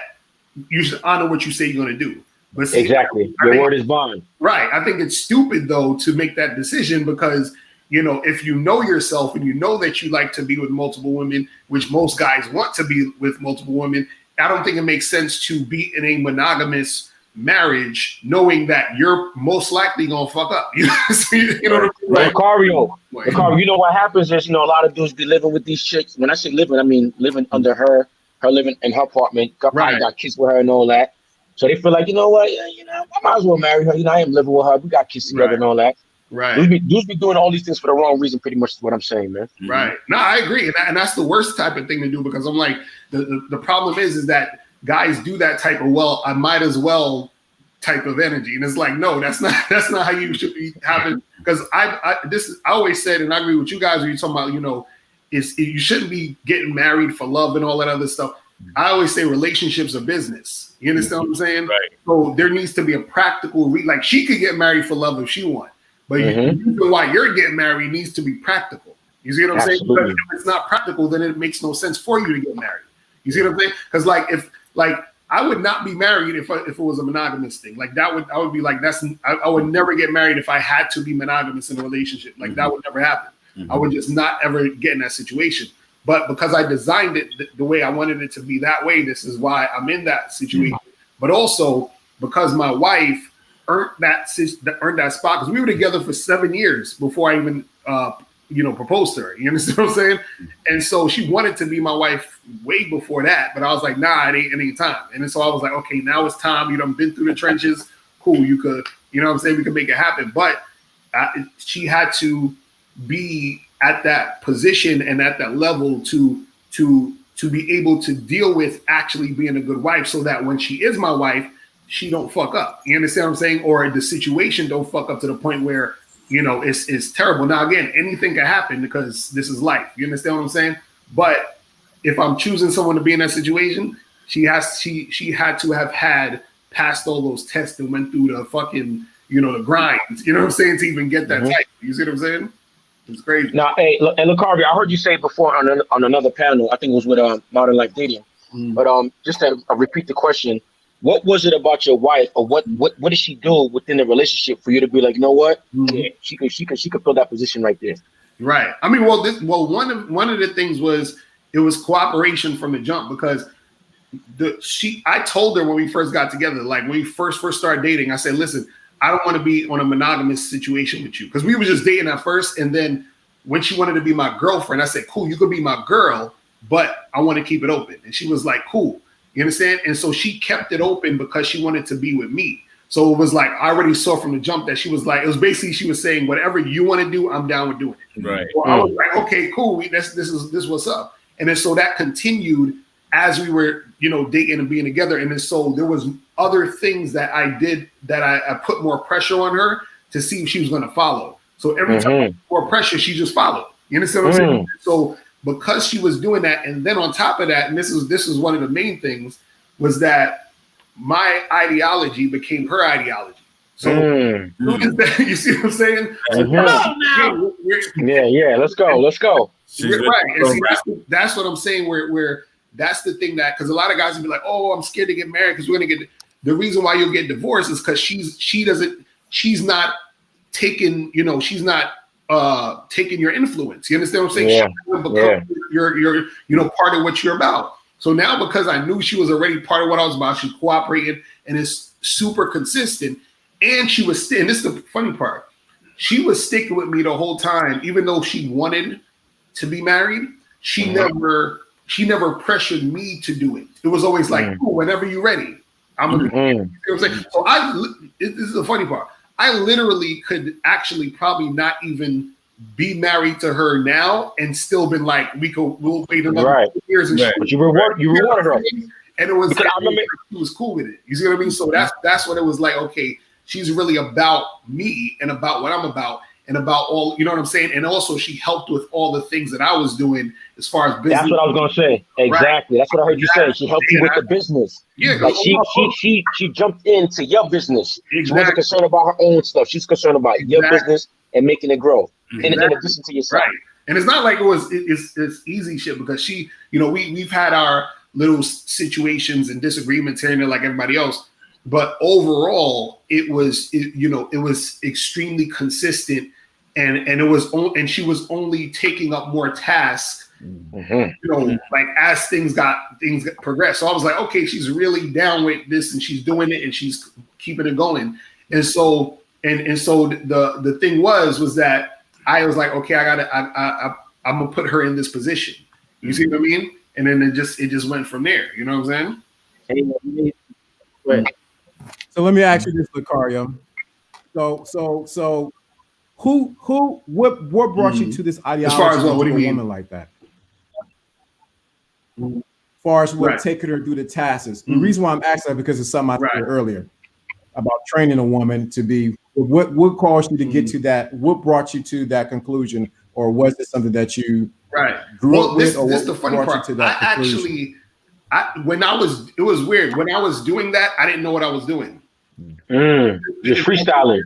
Right. It was like, basically what I mean is I didn't know what I was doing until I was doing it. Meaning like while she and so basically the fact that I noticed after the fact, that's what made me realize while I was doing it. So what I mean is we was chilling, we was doing our thing, and I was like, okay, cool. I told her I want to, and because when I told her I wanted an open relationship, I thought she wasn't gonna want to keep fucking with me. But when I said it, and I was like, oh, cool, she's cool with this. You know what I'm saying? And the thing was, it wasn't anything that she necessarily wanted to do. She only did it because she wanted to be with me. You understand what I'm saying? That was my right. So it wasn't like she was like, wanted it to happen like that. She just did what I wanted to do. So I was like, oh shit, okay, she wants to do what I want to do. Then it was like, again, it happened again. I was like, look, I'm doing this business, and then she was like, oh, I can help you do this. I can help you. She volunteered to help me do it. You see that? Right. You see what I'm saying? So as I was going, I was like, yo, this is how I want to be treated by women. And then simultaneously at the same time, while I was doing that, I was still messing with other girls and all this other stuff. And then I was able to compare and contrast, my wife to, even before she was my wife, compare and contrast her to all the other girls I was messing with. And all the other, and most of the other girls, they weren't anywhere near that. So I was like, there's a big disparity in her and the rest of them. So I was like, okay, so now I see which girl I need to keep fucking with and which girl is disposable. You know what I'm saying? Well, let me say something that Locario said that's huge. And one of my mottos on my channel is begins and ends with the man. Facts, right. He told her what he wanted to do from the onset. And a lot of men are afraid to tell a woman what Locario told his girl. Right. He said, hey, I want to see other bras, and that's it. If you're down, you can roll. If you're not down, we can't do this. Cool. And so he started with facts and continued facts all the way through. And most of the guys are too afraid to do that because they have a scarcity mindset. They're afraid to lose some pussy. And you can never be afraid to lose no damn pussy. So that's the truth. The truth is he started it right from the jump. And so if you don't do that, it's destined to right. Start how you want to finish. Locario, did the other ones that didn't get with the program, did they fall off, or did you just cut them off? Yeah, some of them fell off, some of them I cut off, but also my ex-girlfriend, because I have a girlfriend now, but my ex before her, this was like my first actual girlfriend while I was with my wife, and we were together for 4 years. And so her, I had to cut it off with her. And so one of the main reasons was, and this also strengthened my situation with my wife. And this is crazy. And this is the funny part, is that my ex-girl, she, at first everything was cool, and then it started falling off because she started getting disrespectful. She started to act all like funny style or whatever with me. And so there was times where I was actually stressed out dealing with my girlfriend. And I'm like, wait a second, why am I being stressed out dealing with you're not even my wife.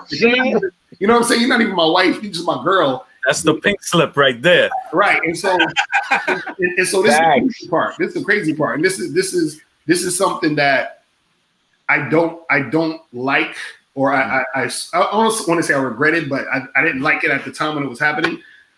Because I was so stressed out, my wife saw the stress on me. You understand what I'm saying? And so as a man, you don't really want to be showing that side of that emotion, right? You could call your boys and be like, "Yo, bro, this chick," you know what I'm saying?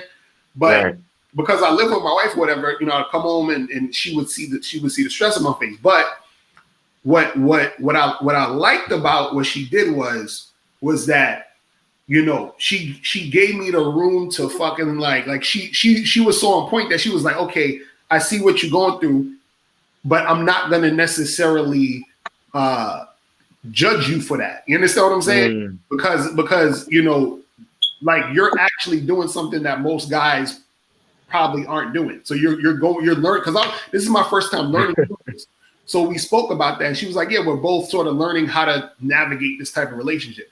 So the fact that I saw that she was mature enough to see that, and I was able to work through that, you understand, and I learned from that, that made the bond stronger with me and my wife, just off of that. So it's like certain things like that she did is what made me say, okay, now I see why you're the wife. You understand what I'm saying? Now I see, and so that's what I say with guys, where you gotta either find a woman who's like that. I think I lucked up and found a woman who was like that, or you got to create a woman to be that way. Right. You see what I'm saying? Right. And Locario, would you say that your marriage is based, like the relationship you have with your wife is based on, or the foundation of that marriage is based on friendship? Oh yeah, definitely. We spoke about that earlier. How I believe that most marriages that last long are between two people who have a basis of friendship. You know what I mean? Right. Whereas when they argue or they go through a situation like you just described, it isn't, well, I'm going to leave you. That's it. We're going to get divorced. It's like, all right, even if we're upset, we're going to work it out. Just like when you have arguments with your friends, you don't just be like, I ain't fucking with you no more. Right. Like, talk, as a man, you talk it out. You know what I'm saying? Right. And that's the thing too. I feel like the best situations like that, if you are in a marriage or relationship like that, is the feel, because this is the thing. I honestly feel like there's nothing I could do to where she would actually like leave. It just feels that way. Like there's literally nothing I could do. You understand? Like even times when I was like mad, or I probably fucked up on some shit, and I was like, damn, this is messed up. She never took it in any way. It was just like, yo, I got your back, whatever. So is that, but again, that's some shit, because we've been together for 14 years. You understand? We've been married for 6 of those years, while we were together. So the thing is, and again, it's not perfect. It's just that there's a level of respect there. Maturity. But it was built through those years before. So it was built those 7 years. And then I was like, okay, now's the time, because I've seen you be consistent for 7 years. You know what I'm saying? I've seen you be patient and wait for 7 years. You see what I mean?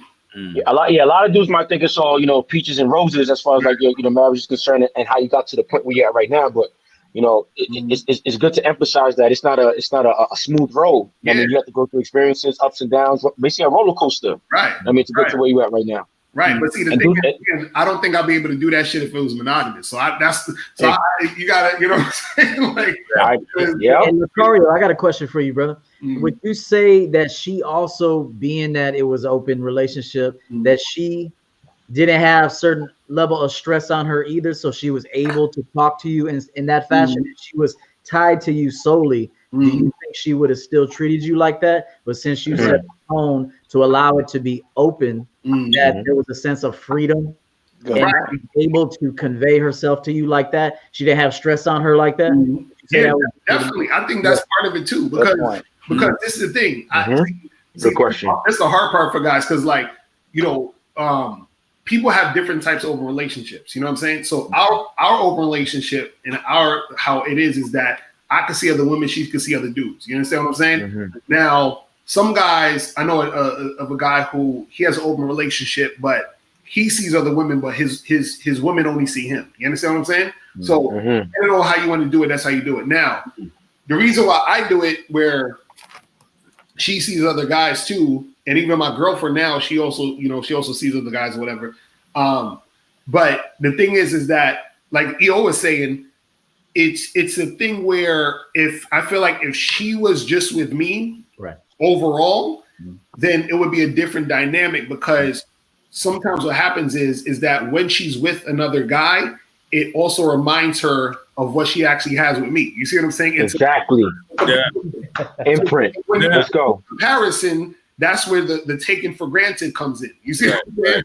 And you know what? You know what's true too is I've actually treated my main girl better because I got a side piece the night before. Exactly. I've actually fucked somebody the night before because I was just allowed to be a man. You go home happy. Fantastic. So I always tell dudes, if your girl's treating you real well, all of a sudden she probably. Right. Out of nowhere, yeah. That's so true. But you set up the dynamic in the beginning that she can do this, but you set up the dynamic that this is how it's going to be, correct? Right. Set that up. It actually, what most people don't realize, it actually freed her. Right. Inside of the relationship between you two. And I think a lot of guys are afraid because of their ego. Right. And because, well, he might do something I'm not doing. No. When you have her mind, exactly. Always have her behind. No matter what happens outside. Right. That's the difference. And she knows what she has with Locario. She can't get with anybody else. Right. That's the thing too, is that, and also too, what's good is that it's the thing of teaching her game. So that, because again, like I was saying before, is like because she's been so influenced by me, it's like that, like LDA was saying, when you got her mind, she associates everything that's going on or everything. Because even sometimes, we'll be talking about, she'll be talking to me about guys she's dating or whatever, and because she's with me, she's at a higher level of fucking energy. You see what I'm saying? With a dude like me. Versus when she's with some other guy who doesn't really know what he's doing. So now she has a way to freaking compare, contrast, and then also be able to know how to navigate through the situation. You know what I'm saying? Right. The biggest thing is being able to self-express and mutual elevation. If you don't have that, then you might be in it. Right. Yep. Right. Facts. Self-expression. I mean, and again, before you hopped on, I mean, It took me a couple years back to be like, you know what, from now on out, this is the way I want it. It's got to be open. Right. But I got to remind myself, because a lot of our clients, they forget to mention what they bring to the table, right? It's always about the want. Hey, what's your resume look like? Okay, especially if we in this red pill thing, we're supposed to be the Jedi Masters. And if we're about slipping, then we're not going to keep her, right? So for me, the betrayal is not just her being with another guy with my knowledge and I knew it was going to happen. The betrayal, and that's something that we haven't talked about, is the emotional betrayal, right? Where now she's investing those conversations we had bedside, all things that when we become grandparents and we looking like that cute little old couple, when someone is taking that away from me, that's betrayal. But if we have that honesty, if I know for a fact, hey, you doing your thing, okay, you're going out with the girls, okay, you can meet up, okay, I'm doing my thing. That's full on honesty. Right. But when all of a sudden you're chipping away at that emotional, that fluidity, right? That's the legacy we're talking about, right? Because right now with this red pill and all the stuff, but let's take it to 20, 30 years from now when we got grandkids possibly, or we got people that just want to be like, hey, damn, that's a couple. And we can still keep our masculine frame and drum roll, still be in love. I know that's something we say we can't be. We can still be in love and still be in control. Does not have to be mutually exclusive. Does not have to be mutually exclusive. Y'all really being 100% honest at all times. You know what? Yeah, I was gonna say, I don't. Yeah, not me. I don't think it's possible. Not 100%, maybe 98. Nah, man. Nah, man. I can't even be honest at work, man. I'm telling them, oh yeah, I got an appointment coming up, man. I'm taking a nap. I can't be honest with work. Okay, who pays my bills? Why the hell? Come on, we know. Yeah. I'm just asking. Yeah, that was a good question, bro. I don't think you should ever be in love with a woman because I really think that's an illusion anyway, that you're in love with her. You can care for a woman. Yeah, you can care for a chick. You should care and respect a woman and love her, love the moments with her. Yes. But the idea that you're in love with her, now you're fucked. Yeah. You actually shouldn't be in love with anything. Exactly, because you're not seeing straight. You shouldn't be in love with your job, your money, your cars, your business, nothing. You should love it, appreciate it, and that's it. At that moment, right. I look at it like it's a responsibility, right? So if you're a man or whatever, you got a kingdom.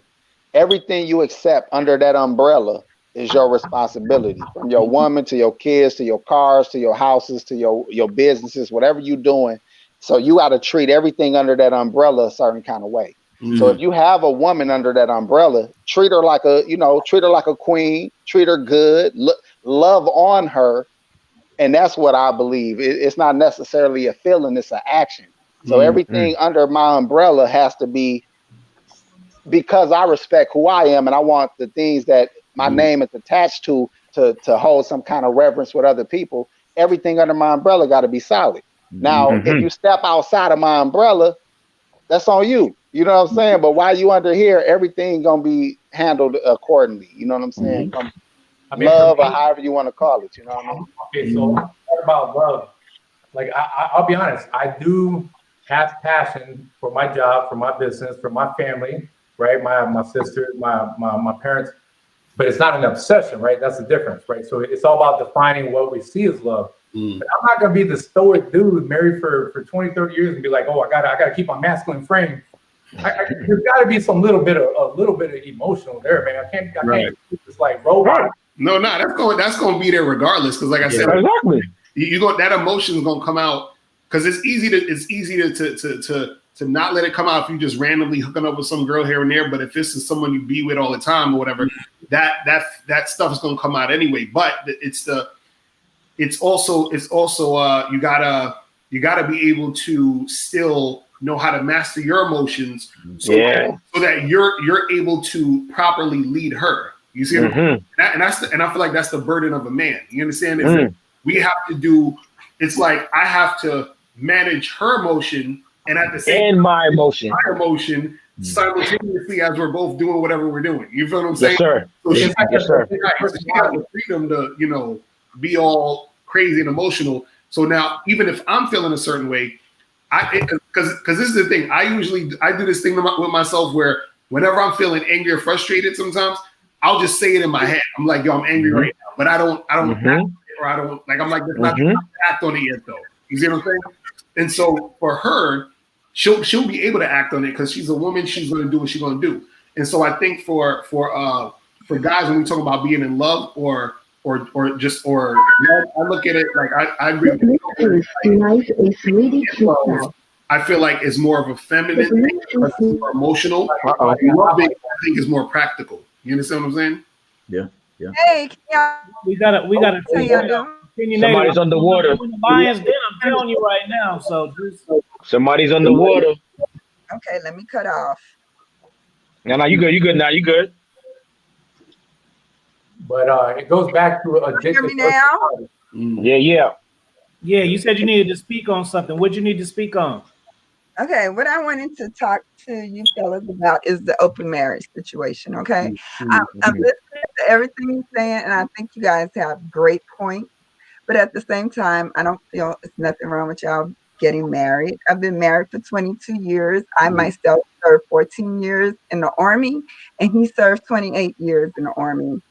He has a little bit more to bring to the table than I do, but when it all evens out, I have mine, he have his. We have a total of 4 homes together, and we have a total of 6 cars. He have 3, I have 3. Now, one of the people in the chat asked me about how was it, and we've been married for 22 years. How is it possibly sleeping with another man? You do not have to. Well, my thing is, when we went into our open marriage situation, it was because when I met him and we dated and we got engaged and then we got married. And it goes back to the beginning of the conversation. It was steps. It was the process to get there before we got married. We had to have an understanding that business contract went into play, which was that legal obligation of getting married and having things together.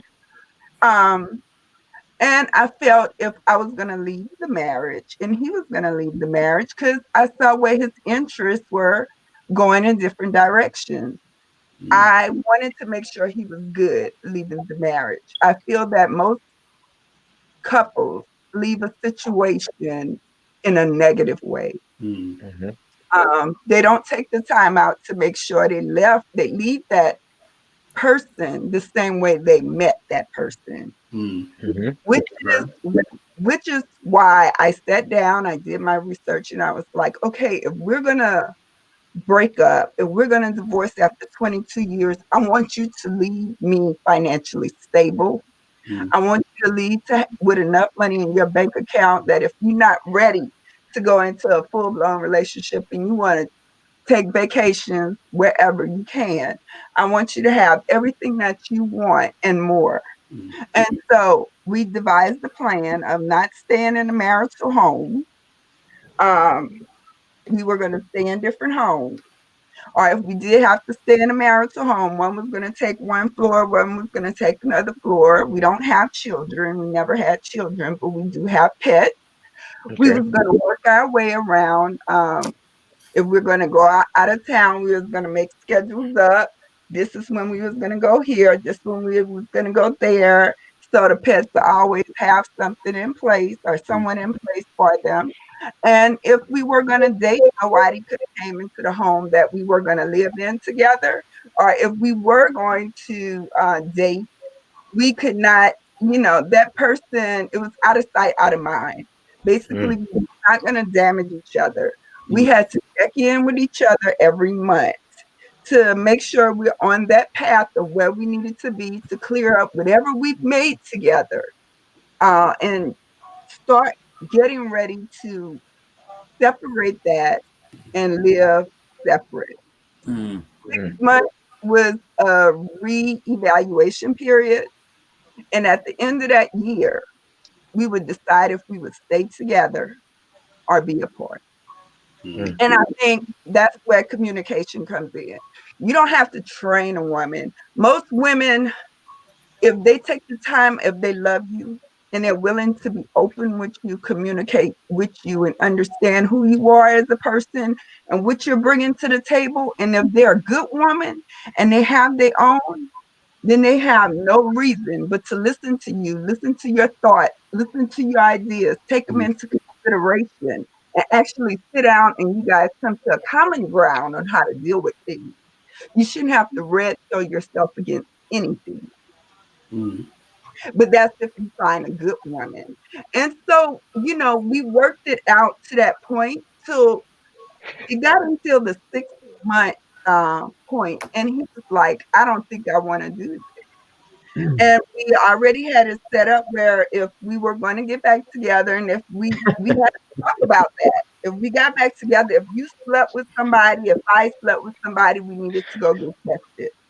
It was plans. You have to put this in place. You have to have that open conversation, and you have to care enough about that person to do that. And that's what I'm saying. You don't have to do that to yourself. That person have to love you and care about you enough. If not, that person don't need to be with you.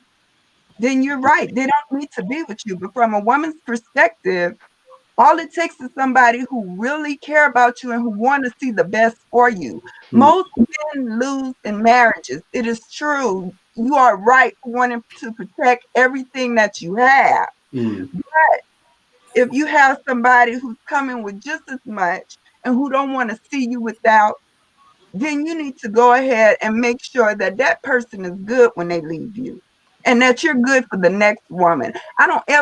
It's women that are scorned, but a bad thing out there too is a lot of scorned men, and you don't want that.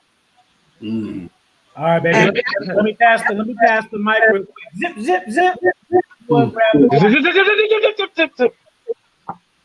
Thank you, baby. I appreciate it. It was a heartfelt message. It was excellent. I mean, I would say I could agree with everything she said. If I'm thinking about a unicorn, you know what I'm saying? You see, it's so easy to describe a good girl. That's cool. Right. Show me her. Yo, RPC, point me to her. RPC, with all due respect to the lady, and she seems like a nice lady, but there are no good women. The only thing is a man that has rules, codes, and standards, and it forces them from day one. That's when the woman gets good if she wants to be a yes. That boom, is boom, boom, boom. She's good. She does not walk in boom, good. Boom. Hold on. She doesn't walk in good. She doesn't walk in wife ready. She doesn't even walk in girlfriend ready. No, she don't. And I gotta disagree with her. Hang on for 1 second. Can I ask a question? Ma'am, how old are you? I am 40. Okay. Uh-oh. This does not apply to anything whatsoever in modern dating with guys that are in their 20s and 30s. Correct. This is not how hypergamy works in my generation at all. Okay. I just want to make that very clear. That's not how this works. Absolutely. There are no women out there in this generation from 20s to 30s. Almost no. I'm not going to speak for all of them. But 95, 98%, you know, 95, all right. Do not want a build-a-boo, okay? They want to jump on the train that's already rolling.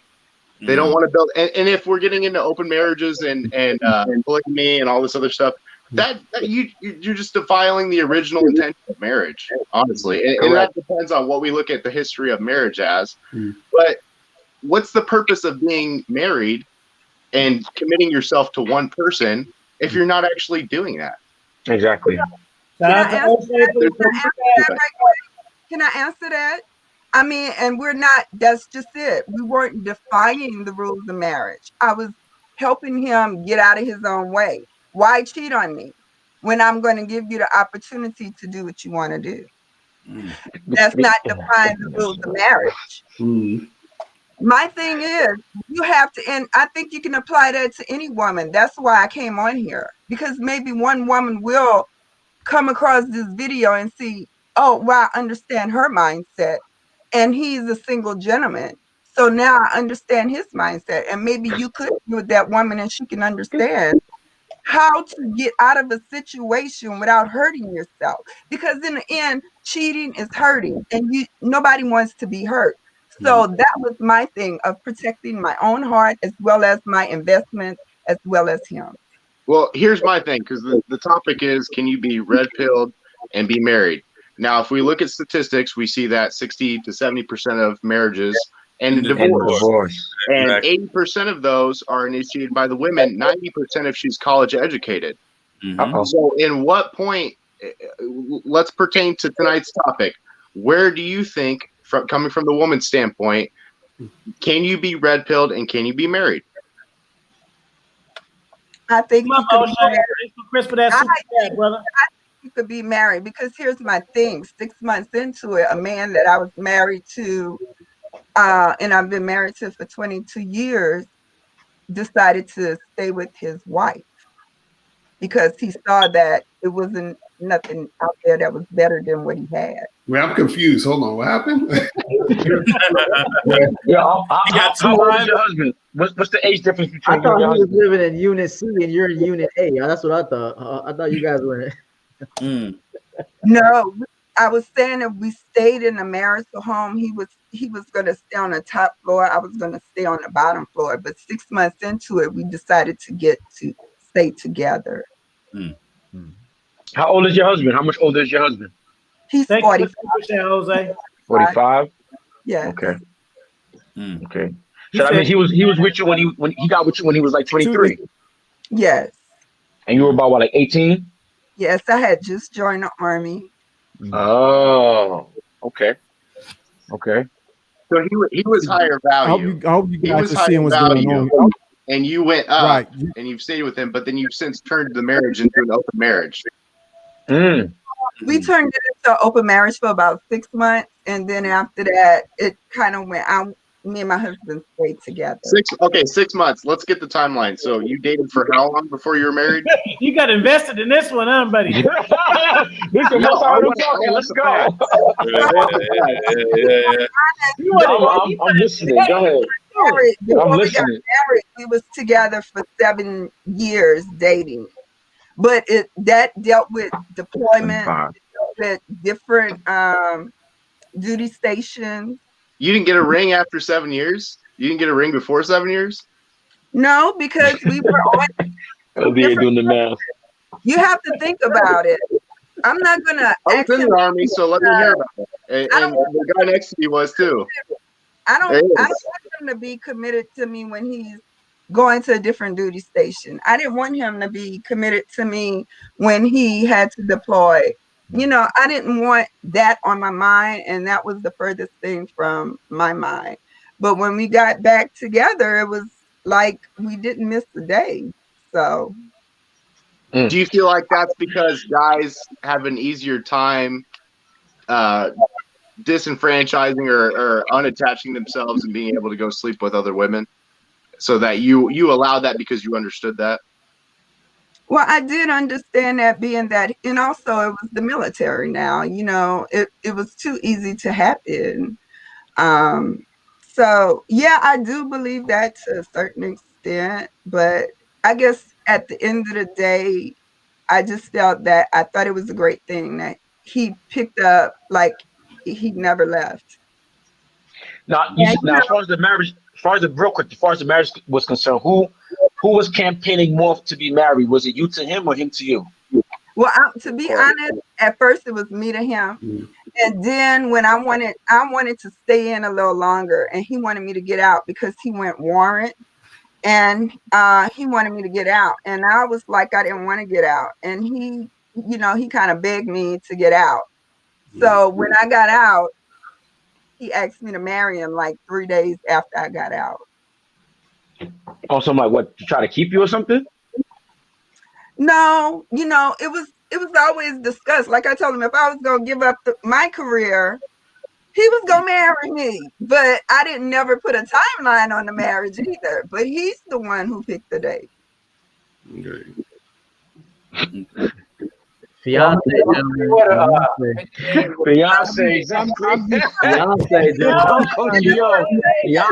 telling you. Exactly. You have to have a person who's willing to understand your mindset. I sit here and I'm listening to you guys. How many women you think are going to sit here and listen without giving you a hard time? Not many. I'm not going to give you a hard time because I want to understand your point of view. And I have to understand you in order to know where you're coming from. I have to do that. We're having a hard time. What I missed? We're having a hard time. No. But not. No. Go ahead. I said women in general. We don't listen. I feel just like they feel sometimes men don't listen enough. I feel sometimes we as women, we don't listen enough. And that's why I love your forum. That's why I've been sitting here listening to your forum, because I need to hear, and not just from what I liked about your panel and why I came on here and listened, is it's not just a black man, it's a white man. It's just so much energy you want to be a part of it. It's too much. Well, you want to hear, and I want to hear from all men. I want to hear what y'all thinking about. King Solomon, what's up, bro? My husband listened in too for a little bit. He listened in for a little Tell bit. him to subscribe and hit the bell too. Then This is interesting because what we're seeing is she's actually in my generation. I think a tad bit below. What we see is someone who set up their what they want. They set up what they wanted to design for their marriage and what was going to happen if there was an exit plan. And I think a lot of times people don't set up an exit plan if it does not go out right. So it's a learning lesson here. Honestly, ma'am, I was really trying to figure out the math with the 17, 18, and the 20. I'm trying to figure out the math, but regardless if I'm trying to figure out the math, the thing of it is you presented something that I didn't never think about. I mean, I thought about it, but I'm thinking about it now. That is having an exit plan. And I think a lot of times you guys set up an exit plan. If this doesn't go this way, you're going to exit. You're going to have some, and if the next egg, I'm going to have this much. And I think that's something that I think a lot of people do not talk about when it comes to this inside of this realm of talking about relationships. What is your exit plan if it doesn't work? So I commend you on that. And you coming up with a lot of men who has a wealth of information up here and to present what you did. Ain't like that mother panel. And this is crybabies over here. We all got fire game and got fire chicks if we want to. Yeah, and this is why like businesses give employees severance packages. So like same thing. If you're married to her, you give her a severance package. If she's your fiance, give her a severance package. Man. Right. I give mine a go watch. I mean it. No, I really mean it. Your time first. It's like all employees. I would say incentivize your women every 4 months or every 4 weeks. Think about it. If you're giving a sales presentation, you say, "Hey, this month's sales contest," like your boy Alec Baldwin said. This month's sales contest, we're giving away, blah, blah, blah, coach purse. You do everything this month the way I want it, you get a coach purse. Right. You do everything I want it next month, you go to the spa day. So you have to incentivize your women every 4 weeks to keep them happy. If you incentivize your women every 4 weeks for a job well done, she most likely won't want that ring so bad. Every 4 weeks. Locario fan, he's a generous guy. You got a brother, Mr. Locario. He's look like the same person, but this that's me. Right. That's me. So that's me. That's me. I just put that up. I'm gonna go back and listen to you guys. It's been so good listening to you. All right. If you do appreciate you for coming on. Have that exit plan, it's a great thing. Severance package. Severance package. I'm going with Coach EO, man. The highest position she can have is fiance. Highest position, man. Yeah, and if she tries to go beyond that, you sabotage. Right. I'm just being honest with you. Hey, like Coach EO said, like hit her with the you know that's some dumbass shit you did right there, right? See, now we can't even get married right now because you did that dumbass shit. I put out a spot the other day. And my girl took some and she left a little drip or something. And I said, "Hey, did you see this spot right here? You missed it." And I did that on purpose just to show her like you ain't ready yet. Yeah. Hey, let me say this. Do the white glove. You ain't ready yet. You see? Okay, you go back off that ring for a minute. You about to back off that ring for a minute. Hey, Coach is on point. Coach is on point. Let me say this. One in the engagement phase for 3 years, and she sabotaged it.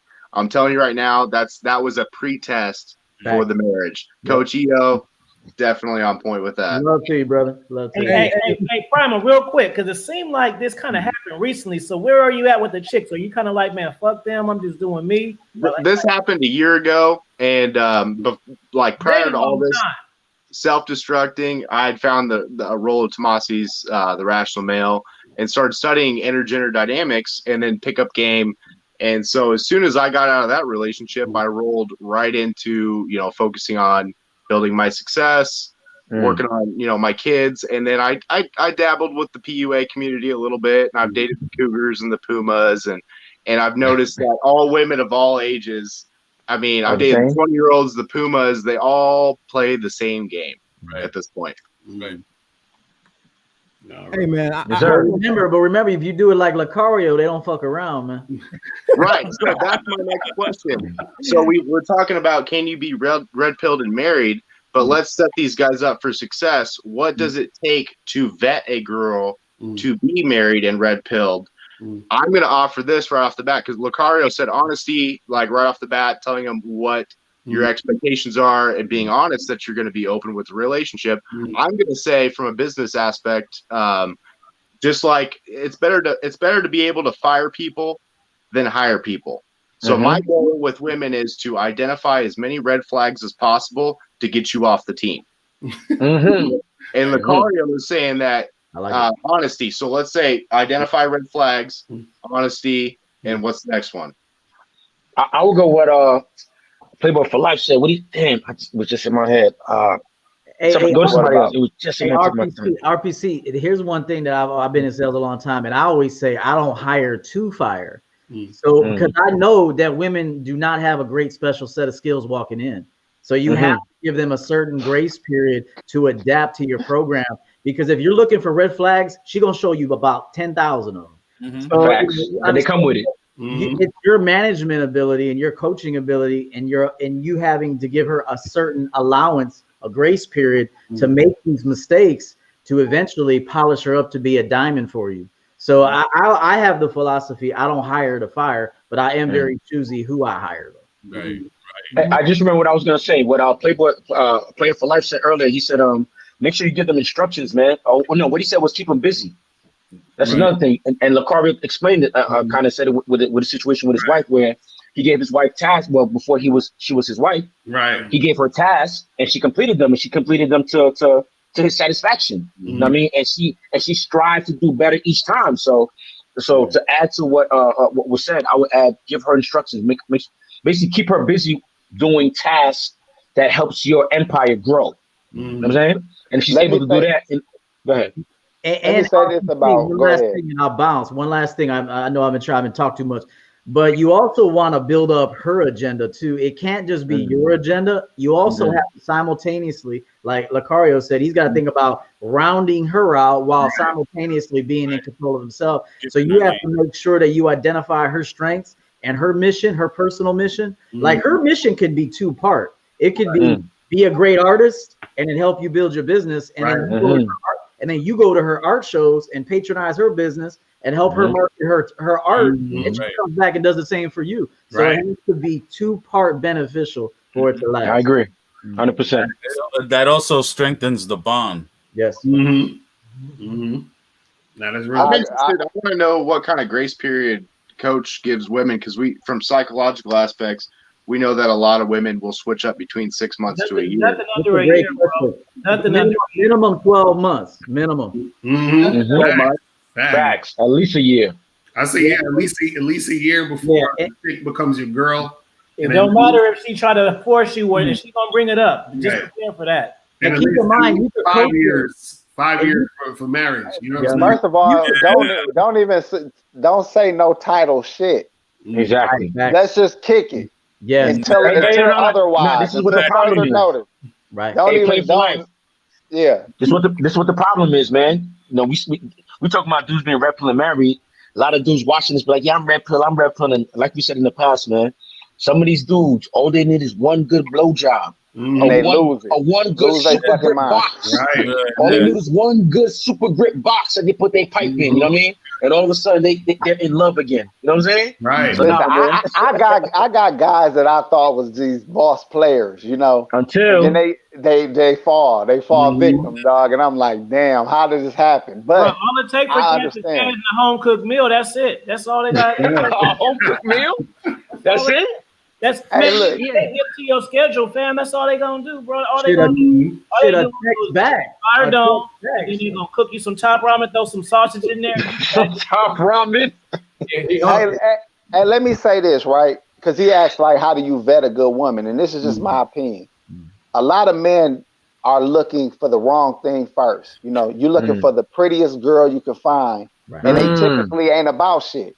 But the women that are about shit are so busy focusing on their life and their business and they goals and their family that they might not look exactly The like the hair bitch might with not all be the done the makeup way it on. used to. But you need to have the eyes to say, if I get this Discernment. bitch hair done, if I put this on her like this, She's a and then picture I of do her. this, and she ain't, it ain't because she not pretty, it ain't because she No, not right, beautiful. right. As soon as you show her or just give her an opportunity to take a break and be beautiful, now you like, damn, I fucked around, got the baddest bitch out here who already like to work, who already like to save money, who already think that taking care of a man is her pride and joy. Like there's certain women that love to take care of a man. Yes. Like it makes them feel like fulfilled in life. Now, those are the only type of women that you should ever entertain in a real way. Any other woman that wants something from you, why do you want that bitch around you? Exactly, You want man. a woman that wants to give to you. When you find that Just woman that, add. can I suck your dick? Can I buy you something? Can I cook you something? Yeah. Please come over and eat my food. Like when they Yeah. all they offering is you for, you know, you get what I mean? But you got to be careful with them too, because you do got them women that play that role for a minute and then flip it on you. But that like you my can't get gassed coach, off of it. yeah, but the coach that says keep them as a you know, only engagement, he's on to something, because keep them campaigning. Right. Keep them keep cooking, keep sucking dick, keep acting, keep them on, you know what I mean? Right. Keep hoping. Keep hoping. Yeah. You know what you're supposed to do. Well, see, Every that's 4 years. what you got to do anyway, because the thing is that you got to keep them doing things until they've proven. It's just like in school. If you don't pass, you get left back, or you got to stay in the same place. You know what I'm saying? So if they keep doing it, and then you be like, okay, I'll let her pass this time, maybe. You know what I'm saying? It just all depends on the guy. But I feel like the problem is a lot of guys, they just let women come in and get the benefits for nothing. You know? Yeah, for nothing, man. They don't earn it. Exactly. Let's take some questions for like the last 10 minutes. Let's get some questions in the chat, y'all. And right. why don't you share this to the ladies too? Because guess what? When they come over here, you share this video. Look, they got a dude with his shirt open and shit because it's hot as hell. Then we got a Puerto Rican love right here. Then we got primal mindset. He might hit you with that rage. It depends on what you say. If you give him a bad experience, past and fuck you up. Then you got Slick Rick. He over here. He ain't gonna fuck with you. He went through his marriage. He did the cameras and all of that shit. Don't even fuck around with him. Then we got Ace Spade. Look, if you got fire game, he can make you think he gonna cheat on this girl. He really not gonna do it, but he gonna just practice just to show that he's Don't practice on your bitch. Right. Then we got LDA. You can wipe off his glasses. You can wipe off his glasses. Oh, my bad. You tell one of your friends to do it. Then we got EO. He already ready in the bed, so you send your friends over here. You already know he in the mood. Set the tone. All you gotta do is play the songs. Then we got Locario. He just joined the team, or tell him to join the team. Then we got RPC over there in front of Bob Marley. He gonna play some RedPill reggae music for you. Reggaeton, RedPill reggaeton, man. Hey guys, let me say one real quick thing. Think about politicians when they're running for office. They talk a big ass game. They make all these promises to you. They lure you in. They manipulate you. Then you go give them the vote. They get in office. You don't even hear from them motherfuckers. Marriage, dude. Same thing about marriage. Don't vote them motherfuckers in, man. Fiance, baby. Yo, we got like Hoppy said, man, we gotta do another panel like this with just fucking player shit, man. Real talk. Right now it's stemmed around marriage. You know what I'm saying? We gotta have a panel just talk about society, man, woman, relationships, and all that. You know what I mean? That coronavirus is gonna clear up after the election. Yeah. Miraculously. Miraculously. You know what I mean? Hey, yo, we gotta the next time we're gonna teach them how to get laid in 5 minutes. Let's bring them to the yard now. No, we're not gonna teach them how to get a chick number. We're not gonna teach them how to talk to a chick in the grocery store. We're not gonna do that. 5 minutes unless you're getting done. Tune in. Getting done or how to get done in 5 minutes. Check in. Fingering. I'm telling you, we got to get to the point where we teaching them how your girl get a girl. That's woo. Yeah. Woo. Speak on that. What you know about that? Uh-oh. I can show you the video. I can tell you how to do that right now. How to get your girl to help you get other girls. For one, she's gotta love you more than you love her. Number one, like she gotta love you, fucking love everything about you. She just gotta be feeling you big time. Like she's gotta be, you're just it for her. And then two, you gotta do what Locario did. You gotta start with facts from the very beginning and slowly groom that process as she does it for you. That's the two. That's it. Let me see. I got the app right now. Yeah, I can't show y'all the app right now, but we working it. Hey, yo, Fee, you think sometime in the future we need to have a panel about, you know, whether dudes should be on their stomach like a snake hissing on a bitch? That's a conversation for another panel, but you know, that's if anybody want to join that. No, I want in on that though. I want in on that. I'm against what you're talking about. Hey, we on the same page then, family. We can discuss that later. Yeah, okay. I don't feel good hissing on a bitch no more, man. I can't do it. No, not any bitch. That's what you should be saying. That's what I'm talking about. Yeah. That's what I'm talking about. It ain't for them. I'm a savage. It ain't got nothing to do with them. He said it got to do with them house. Word. That's for another time. That's funny. Any more questions, man? Players? Look like it ain't no question. That's it. They just sitting back listening up, man. They just you know, listen to people us just chopping it up. That's it. Hey, let me throw this out there one real quick, because I thought about it earlier. Like my boy Cario. Amongst each other, since some others don't know each other, you know, you feel me? You can ask one of us anything. You know what I'm saying? Well, this what I was gonna ask about open relationships or that type of thing, right? Do you think it's an age that you get to where you don't even feel like doing all that no more? Even though you have the past, even though you can, do you get to a place where you're like, I don't feel like dealing with multiple women? Nah, never, bro. I thought I was, but then it's always you always go somewhere, you see somebody, and then it's like, fuck, you know what I'm saying? Yeah. How old are you now? I'm 39, you know what I'm saying? So okay, you got me by a couple years. Yeah. I'm just saying, man, I know some old cats, man, who man, they so impatient with women at this point, man, where you know, it's just hearing you know what I'm saying? Like you get to a point where you like, look, man, this one know how to act. I ain't trying to talk to these. So I'm just asking the question, just putting the question out there. No, I'm definitely impatient with it. But that's the thing. I think that the impatience gets stronger, but the desire to fuck with them stays. It don't never leave. And like, because there's always something. You know what they say, variety is the spice of life. Right? You know why too? That's a common question. Do you get tired of pussy? Is because most of the time when guys have a woman, they gotta lie to get side pussy. Which is stressful, which is very stressful. Right. That's what it is. You get tired. Okay, I feel that, but I don't know how y'all experience it. Hide it because you gotta hide. I don't know the different experiences, but have y'all just had women who know what's up? But because they love you so fucking much, they get on your fucking nerves. So it ain't even about hiding nothing. They just love you too fucking much. Right. And it's like, damn.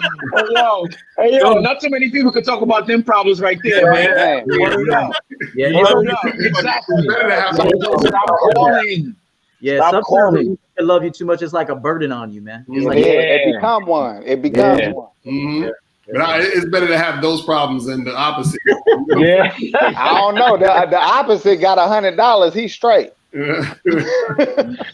know, the opposite is too stressful. You know what I'm saying? So I'd rather be annoyed by the love than stressed by the uncooperative shit. You know what I'm saying? I can't even do uncooperative at this point, man. You got to talk to some 50, 60-year-olds, man. These guys hate these. I'll say this. Locario, why do you think these cats be so stressed out in EO2 off of chicks that they ain't even bagged yet? Like, wait, hold on. I want to hear what LBA was going to say. Where they do that at? I want to hear what LBA was going to say. That's the road of coaching, AP. When you start to ever step over the line from content creator to coach. Hey, that's why I don't do it. Because I ain't got no answers for these niggas, man. Excuse my language, but I ain't got no answers for them, dog. I could answer that question. They don't have enough experience in life and with women. No options, bro. So it's just they're looking outside of themselves for something to feel. You know, So you look to if you're gonna ever look to a woman to feel alive, you're gonna end up dead. You're gonna end up dead. But if you're already alive and you feel vibrant about yourself and your life, then all the women are. It's like topping on the cake, bro. So that's what it is. Yes, sir. It's limited options, no experience, and a scarcity mindset. And That's really, exactly what I was gonna say. you're not living up to anything higher than just the everyday mundane bullshit. So you gotta be pursuing greatness, and then really you got you got your pick. When you're pursuing greatness, really spending time with women is almost like abandoning yourself. It's a burden. So it's a chore. It's a chore at times. Yeah.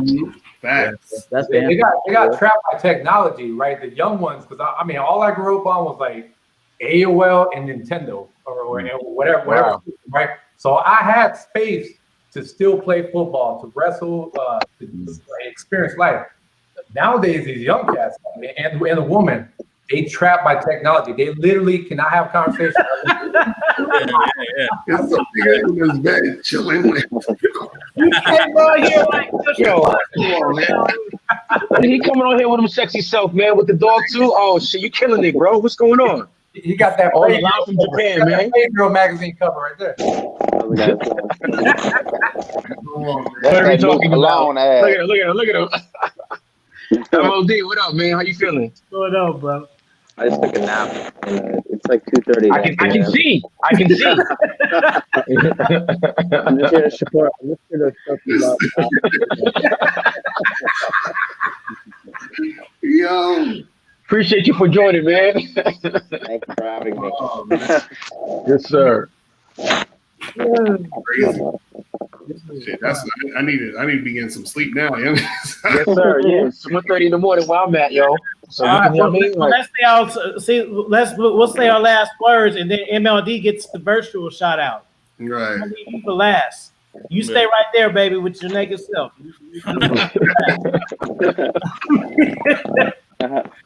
All right. Yeah. Jaden Doc, go ahead.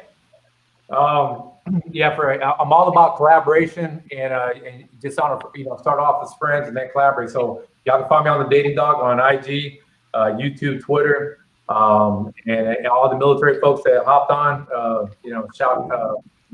Look for me. I work with a lot of veterans, so both on and off the dating coach scene. So appreciate you having me on the show, Afi. That's all I got. Oh yeah, and shout out to Male Academy and RedPill Thor. You can follow them on Instagram. Yep. He was on here earlier. Problem mine. He said he got 2 kilos under the mattress and I'm the plug. Listen, people gonna start believing you. They're gonna think I'm the plug now because you said that. Go ahead, Problem Mindset. No, I appreciate being on here, and I like to learn from everybody else's experience. So thanks. Shout out to everybody on here. Shout out to the chat. It's been real. Appreciate it. For sure. Big girl, LDA. This is Lord P. Adams, and I just want to say thank you for having me on. Great discussion. I think we learned a lot. I think some people are going to get married, some people are not. You can be red pill in both. I'm out. For sure. And shout out to BMT. He was on the panel earlier. And shout out to Opinionated. He was on the panel earlier too. My man AP, what's going on? Yo, I appreciate it. You know what I mean? I respect all you guys. You know what I'm saying? But if you ain't over 30, 35, don't take nothing serious. You know what I'm saying? Because it takes you that long just to understand what you're doing. You know what I'm saying? Yep. But other than that, if you want to get married, man, do whatever you want to do. It's your life, different strokes for different folks, but know what you're getting into. That's all. Thanks. Step brother EO. Yeah, go back to the screen because I want to highlight all the gentlemen on here real quick. Avi, could you do that for me? Shout out to Avi who arranged the whole thing. So shout out to you, Locario. That's my dude forever. LDA, shout out to you, man. Chris, good work. It was nice getting acquainted with you. The Primal, I like you, bro. I like your vibe, man. Keep living, brother. You're gonna see it. OG Rick, what's up, bro? What's up, brother? And Mr. Chase, I respect you, sir. You dished out a lot of great games tonight. RP, of course, Red Pill Mindset. Love your content. Shout out to Modern Night Dating in the Bed, chilling. You know what? Just in my opinion, like Mr. Face said, you're not even really identifying who you are as a man until you really hit 35, 40 years old. That's when you kind of enter like your manhood. Really, I mean, you could get there earlier with the right mentors, but nothing teaches you better than life experience and getting out there, getting fucked up, coming back, refining it, polishing it, learning from the past. So you can reach me, Coach EO, Champion Game. I do podcasts, I do coaching, I do everything. And remember, highest level of achievement is that fiance title, baby. Yes, sir. Yeah. I'll never forget that. And shout out to K Zaggin. He was on here earlier too. Shout out to you, K Zaggin. Locario. What up? What up? Yeah, man. Shout out to everybody in the chat, man. Shout out to everybody on the panel. Follow me at Real Mr. Locario. That's Real Mr. Locario on Instagram, and I'll follow everybody back. You know what I'm saying? But yeah, shout out to everybody on the panel.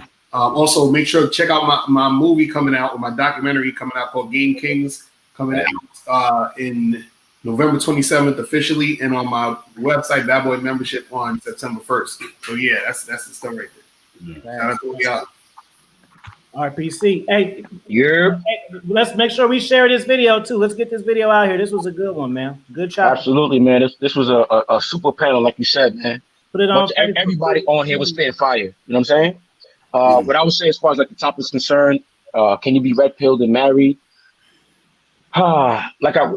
Play this video back to answer that question. But what I want to say is, like, when it comes to the red pill, me being a red pill chauvinist, you know, the red pill to me isn't just about female nature. It's not just about, you know, dating and all that stuff. Red pill is actually seeing discernment in your life, society, religion, schools, everything. You know what I'm saying? So understand when it comes to the power of discernment, you got to be able to see through everything, man. That's a skill you need to learn through life. As far as being married, there's nothing wrong with caring for a chick. I don't believe in falling in love with the female. You know what I'm saying? We also discussed, you know, having a foundation of a friendship with a chick. But in order to do that, you have to know yourself. You have to, you know, have your own program in order to put her on to you. Just to reiterate something that Coach EO said, you know what I mean? It has to be reciprocal. It can't just be all about you. You know what I mean? Like, you know, if she got a little something going on, you know, you got to be able to instill her with knowledge too, because what I like to say is that females are empty vessels, and you got to fill them with something. You know what I mean? A lot of you dudes is trying to only fill them up with pipe and semen. You know what I mean? There's more you can fill them up with. A lot of dudes can fill them up with that. You got to be able to fill them up with something that's non-physical. But yeah, check out the Red Pill Chauvinist channel. This is a 5-panel Red Pill Chauvinist. You know, we talk about travel, we talk about knowing yourself, solitude, mastering yourself, and all that. So before you ask, how can I get a chick number? Before you ask, what's the first thing I can say? You really should be asking, how can I get to know myself? How can I get to master the person that I see in the mirror? That's it. All right, P. Make sure y'all follow me on Instagram, Dominus Mind. Oh, wait. You forgot MLD, man. What's up? My man came up there. He's laid up. He got the puppy with him and all that. We can't leave without. Okay. That's why if he go first, then I'm ending the show. Okay, got you. Yeah. Follow me on Instagram, Dominance Mindset Raw Game. It's going to link you to my books. It's going to link you to my Patreon. It's going to link you to my other channels on my other platforms. And it's also going to link you to the course I got coming out. All you brothers on here are invited to come speak on the webinars I'm going to have. You know what I'm saying? I'm shooting for September 1st. So boom, you know, when we do them, boom, we going to link in. Chop Game behind the scenes. So you guys that's not on Patreon and you guys not getting this course, don't be asking me when it's coming out because you ain't gonna know because you ain't part of the course. And speaking of courses, I got my man MLD with a course coming out. Yeah, on August 24th, Salt's coming out, and it's like it's the best online dating program I've ever put out. It includes 20 hours of coaching with me personally on Zoom, live coaching like this. The waiting list is right here, saltdaddy.net. Teach you how to maximize online dating and pay zero, especially if you're a guy who's got his shit together. You know, if you're a guy, you know, a little bit like, you know, towards, you know, like let's say from 27 up, and you're making, you know, anywhere between 60 G's a year and more, and you're just trying to really maximize your game and get like an ecosystem of attention built up where you can get a bunch of hot girls after you.